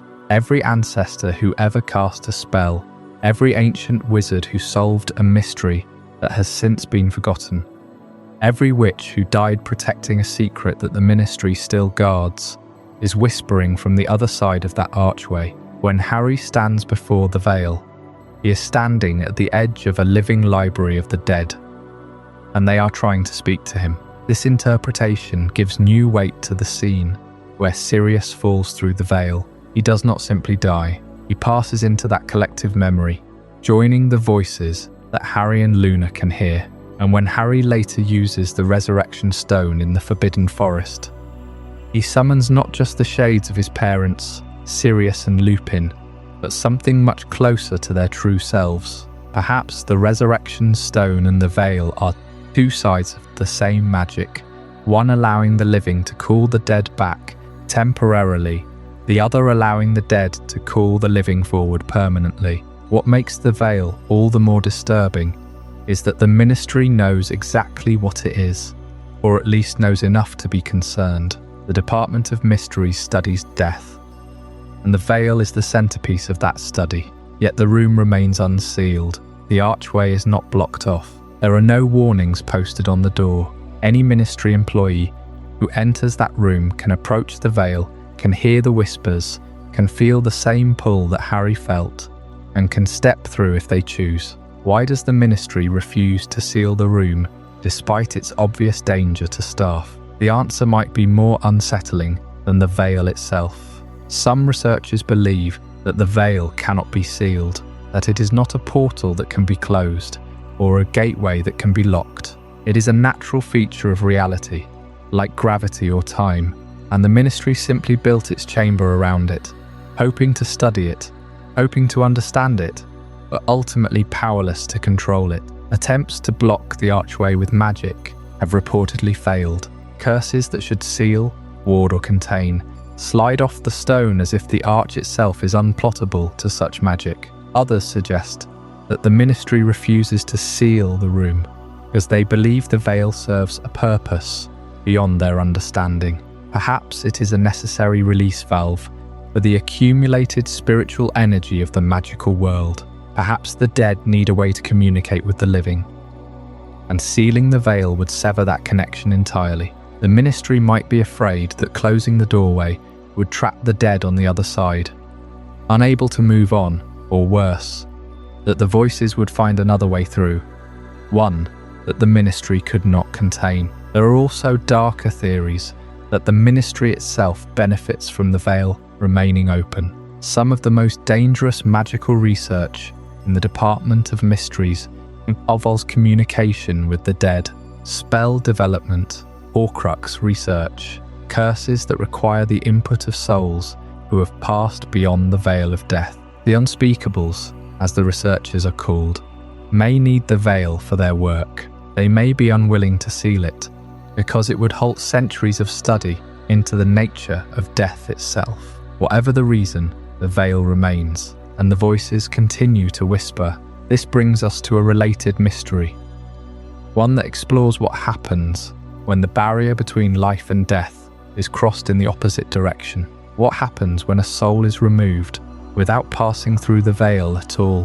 When a being like a Dementor arrives and takes everything that makes a person who they are leaving only an empty shell behind? That is a question that leads us directly to the subject of our next chapter, the long-term effects of the Dementor's kiss. We've just spent time with the voices that whisper from beyond the veil, that stone archway in the Department of Mysteries, where the dead seem to speak to those who have seen them pass. But there is another mystery in the wizarding world that is far more intimate and far more terrifying, because it does not involve a doorway to the afterlife. It involves a doorway that leads nowhere at all. It is the mystery of the Dementor's kiss and what it leaves behind. When a Dementor presses its mouth to a victim's lips, it does not simply drain happiness or memories. It consumes the soul itself. The body remains, alive in the most technical sense, but the person is gone. The heart still beats. The lungs still draw breath. The eyes may even open and stare, but there is nothing behind them. No thoughts, no will, no sense of self. It is the biological mystery of a body that lives on after the soul has been consumed. And it raises a question that the Ministry of Magic has never been able to answer with any certainty. What exactly is left inside that shell? The official term for a victim of the kiss is an empty vessel, and that description is disturbingly accurate. The body continues to function on a purely autonomic level, like a plant that's been severed from its roots, but still stands upright for a time. The heart beats because the heart does not need a soul to beat. The lungs expand and contract because the brainstem, that ancient reptilian core of our nervous system, still sends the signal to breathe. But the higher functions, the parts of the brain that house memory, emotion and identity, those are gone. The victim cannot speak, cannot move with purpose, cannot recognize a loved one's face. They exist in a state that is not quite life and not quite death, a kind of biological limbo that the wizarding world has never fully understood. And this leads to the darker question, the one that haunts the halls of St. Mungo's and the quiet chambers of the Wizengamot. Is there any afterlife for a soul that has been eaten by a Dementor, or is it total annihilation? In the natural order of things, when a witch or wizard dies, their soul moves on. It travels to whatever lies beyond the veil, to the place where the voices come from. But what happens when the soul is not released by death, but consumed by a creature that feeds on the very essence of consciousness? Does the soul cease to exist entirely, dissolved into the Dementor's own formless being? Or does it remain trapped inside the Dementor, aware and suffering, for as long as the creature exists? The Ministry has no official position on this. There are no records of any soul that has been recovered from a Dementor. No testimonies from the other side, and the Dementors themselves, of course, offer no answers. They do not speak. They do not explain. They simply feed. But the silence from the other side is perhaps the most telling evidence we have. In all the centuries of Azkaban's existence, not one victim of the kiss has ever been known to communicate from beyond. Not through a medium, not through a portrait, not through the veil itself. It is as though the soul is simply erased, removed from the cycle of death and rebirth that governs the rest of the magical world. This uncertainty has fueled one of the most intense ethical debates within the Wizengamot regarding the use of the kiss as a capital punishment. The kiss is not technically a death sentence. The body survives, and for that reason, some argue that it is more humane than the killing curse, which destroys the body entirely. The victim does not feel pain. They do not suffer. They simply become empty. But others argue that the kiss is far worse than death, because it denies the soul its natural journey. It is a form of spiritual murder, a punishment that extends beyond the grave, if there is a grave to go to. The debate has raged for generations, with no resolution in sight. The kiss remains legal, though it is rarely used, and only with the direct authorization of the Minister of Magic. But the practical realities of the kiss are even more disturbing than the philosophical questions. What does the Ministry do with the empty vessels? The bodies of those who have been kissed are not buried. They are not cremated. They are kept in a special ward at St. Mungo's, a ward that is not listed on any public map. The families are told that their loved one is being cared for, but the truth is that the bodies are simply stored. They are fed intravenously. They are turned to prevent bed sores. They are kept alive because no one has the courage to end them, and no one has the authority to let them die. They are the living dead, a permanent reminder of the cost of the kiss. And what of the Dementors themselves? They do not seem to be nourished by the souls they consume in the way that a human is nourished by food.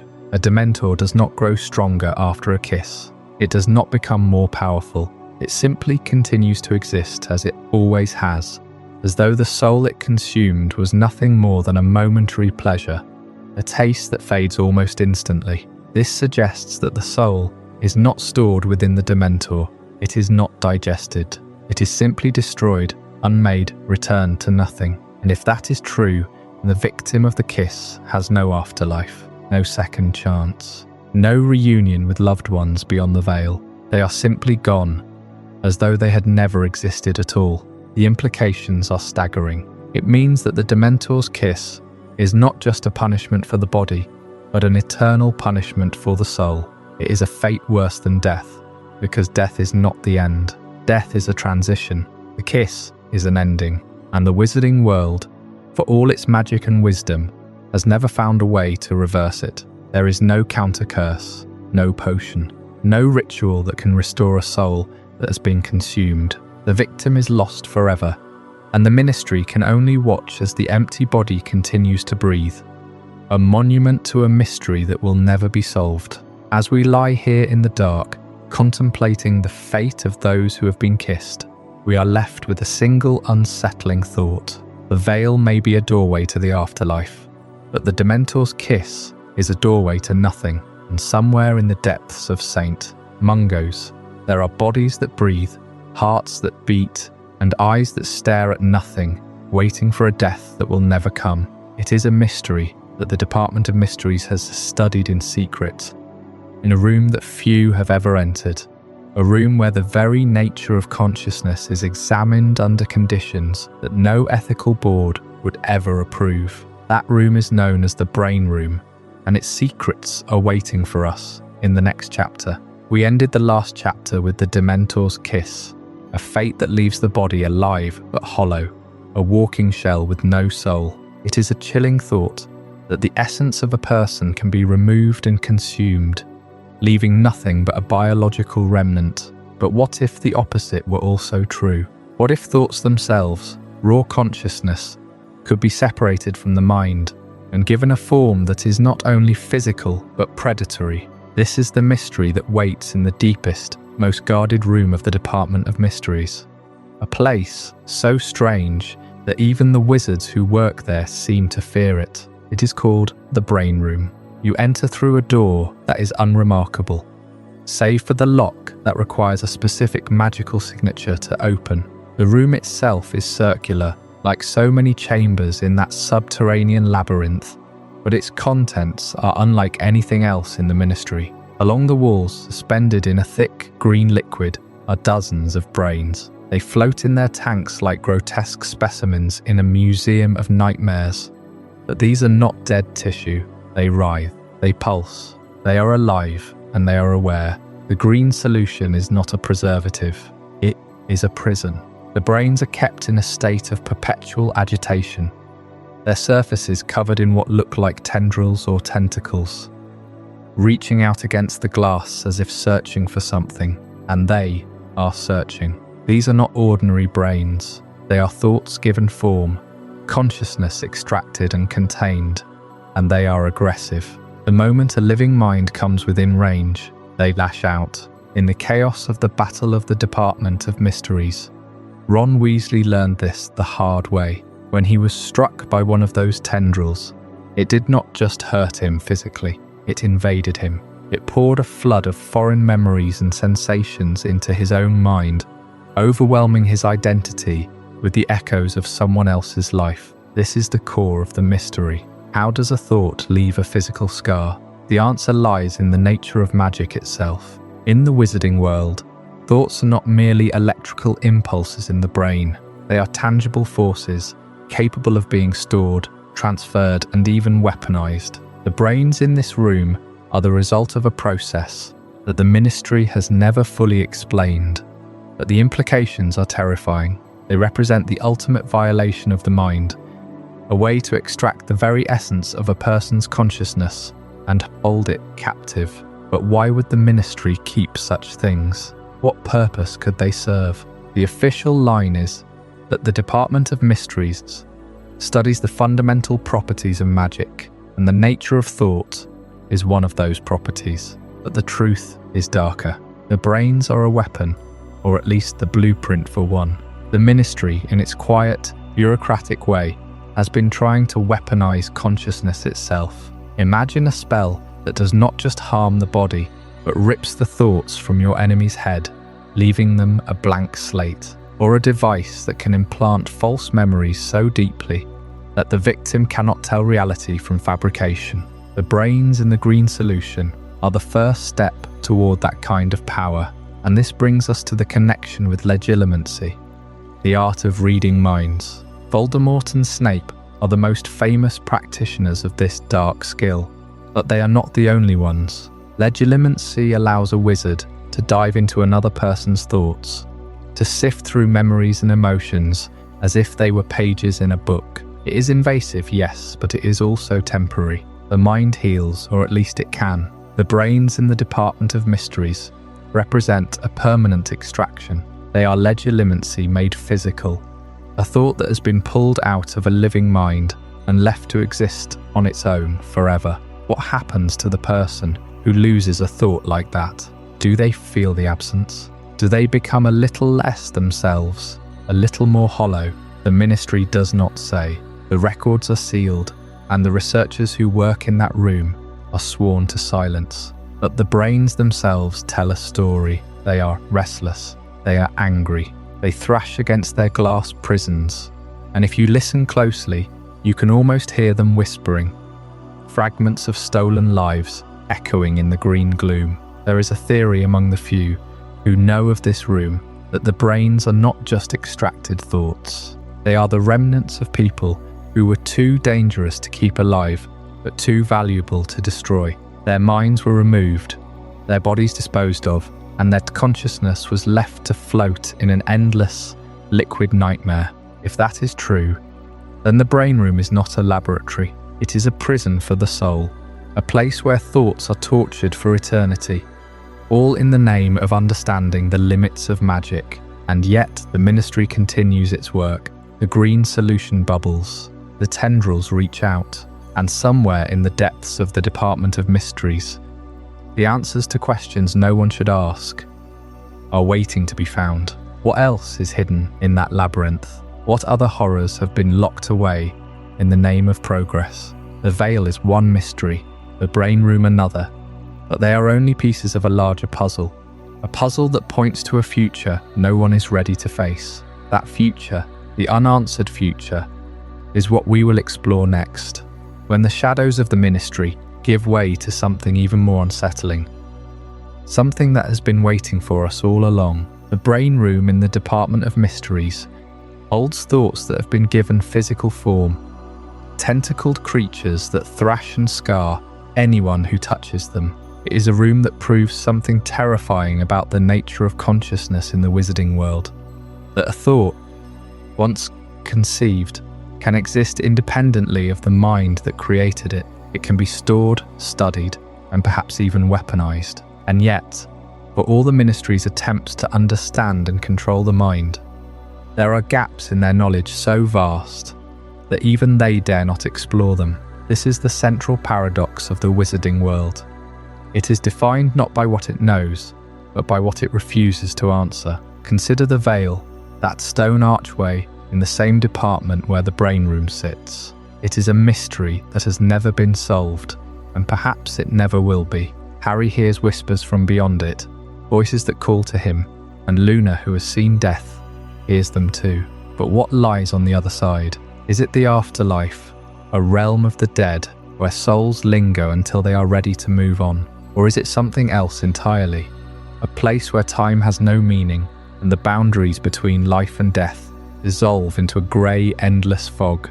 The Ministry keeps the veil in a chamber of its own, guarded and studied, but no one has ever returned from the other side to explain what they saw, and that is precisely why it remains one of the most haunting mysteries in all of magical history. The same could be said of Azkaban. The fortress was built by a dark wizard named Ekrizdis, whose experiments were so horrific that the Ministry investigators who first discovered the island refused to speak of them. They sealed the records, buried the truth, and left the island to rot. But the Dementors that now guard the prison, not created by Ekrizdis, they were drawn to the suffering he left behind, feeding on the misery that still clings to the stone. The Ministry did not build Azkaban to contain dark wizards. They inherited it, and they have never fully understood what they inherited. The true nature of Ekrizdis' work remains a secret, buried in the depths of the Ministry's archives, and is a secret that no one has been brave enough to unearth. And then there are the Horcruxes. The process of creating one is the darkest magic ever conceived, a ritual that splits the soul and binds a fragment of it to an object. But the exact steps are never described in any book that has survived. The Ministry has destroyed every known account of the ritual, and even the most knowledgeable wizards like Dumbledore could only speculate about how it was done. Why? Because some knowledge is too dangerous to exist. The creation of a Horcrux requires an act of murder, but that is only the beginning. The ritual itself, the incantations, the ingredients, the cost in human suffering, these are things that the wizarding world has chosen to forget. And yet, the fact that the knowledge was suppressed suggests that someone, somewhere, still knows how it is done. The secrets are not gone, they are hidden. The Deathly Hallows present a different kind of mystery. They are real, but their origins are shrouded in legend. The tale of the three brothers tells of a meeting with death itself. But is that story literal or metaphorical? Did the Peverell brothers truly cheat death, or did they simply create objects of immense power that were later mythologized? The Elder Wand, the Resurrection Stone, and the Invisibility Cloak each have their own history, but the connections between them remain unclear. Why were they created? What was their purpose? And why does the wizarding world seem to have forgotten that they were ever more than a fairy tale? The answers are lost, buried in the same vaults of the Ministry that hold the secrets of the Veil and the Brain Room. Wand allegiance is another puzzle that the canon never fully solves. The Elder Wand is the most powerful wand in existence. Its loyalty is fickle. It changes hands through conquest and disarmament. But the rules are not always consistent.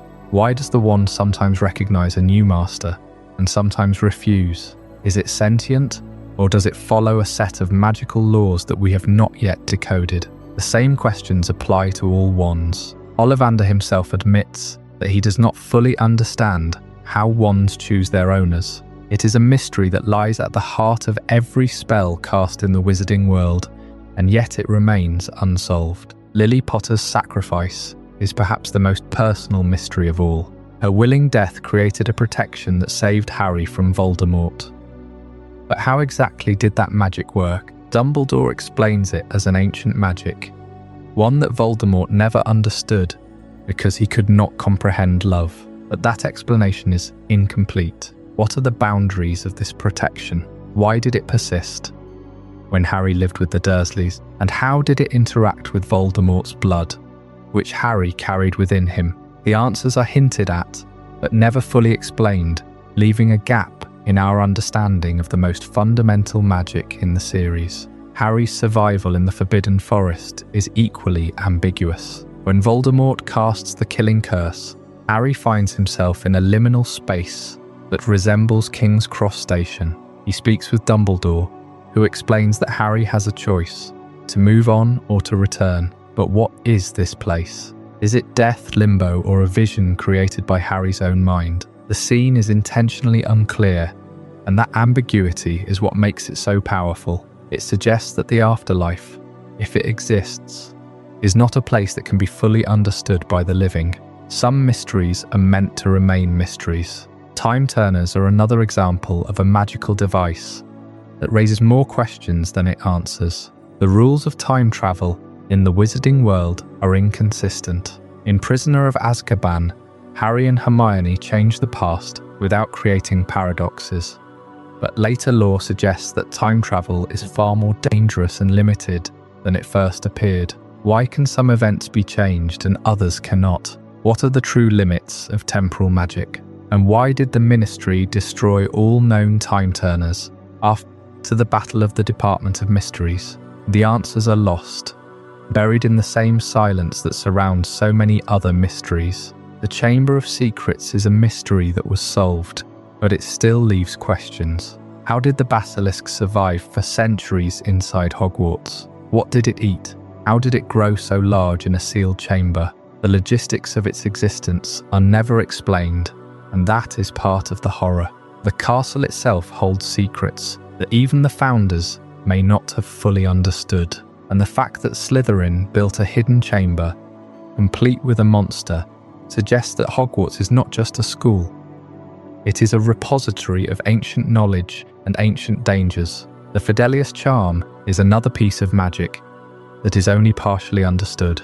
It hides a secret so completely that even the secret keeper cannot reveal it willingly. But the charm has its limits, as the Potters discovered when Peter Pettigrew betrayed them. Why did the charm fail? Was it because Pettigrew was the secret keeper, or was there a flaw in the magic itself? The ethics of the charm are also questionable. It relies on absolute trust, and when that trust is broken, the consequences are catastrophic. The wizarding world continues to use the charm, but its true nature remains a mystery. Dumbledore's full power is another unknown. He is described as the greatest wizard of his age, but we only see fragments of his ability. What spells did he know that others did not? What secrets did he uncover in his long life?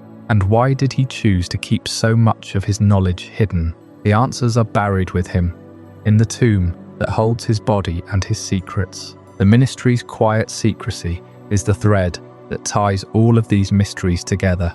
The Department of Mysteries exists to study the unknowable, but it also exists to hide it. The Veil, the Brain Room, the Time Turners, the Prophecies.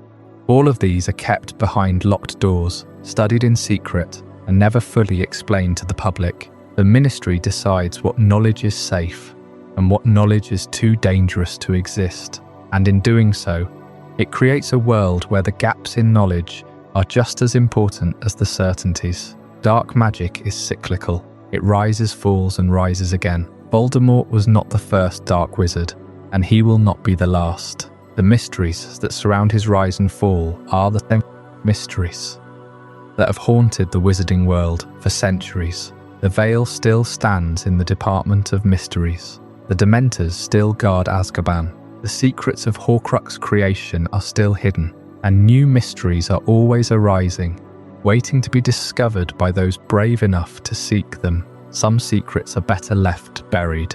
The Ministry knows this, which is why it keeps its deepest mysteries locked away. But the questions remain, and they will always remain. The wizarding world is defined by its gaps in knowledge, and those gaps are what make it so endlessly fascinating.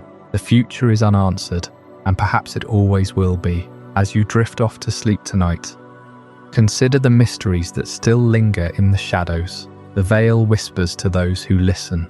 The Brain Room holds thoughts that have never been spoken, and somewhere in the depths of the Ministry, a door remains closed, waiting for someone to open it. But maybe it is better that we never do. What did you think of this journey? I'd love to hear your thoughts in the comments below. If this changed your perspective or taught you something new, consider subscribing for more mind-expanding content. And if you know someone who would find this as fascinating as you did, share it with them. These are the kind of conversations that matter.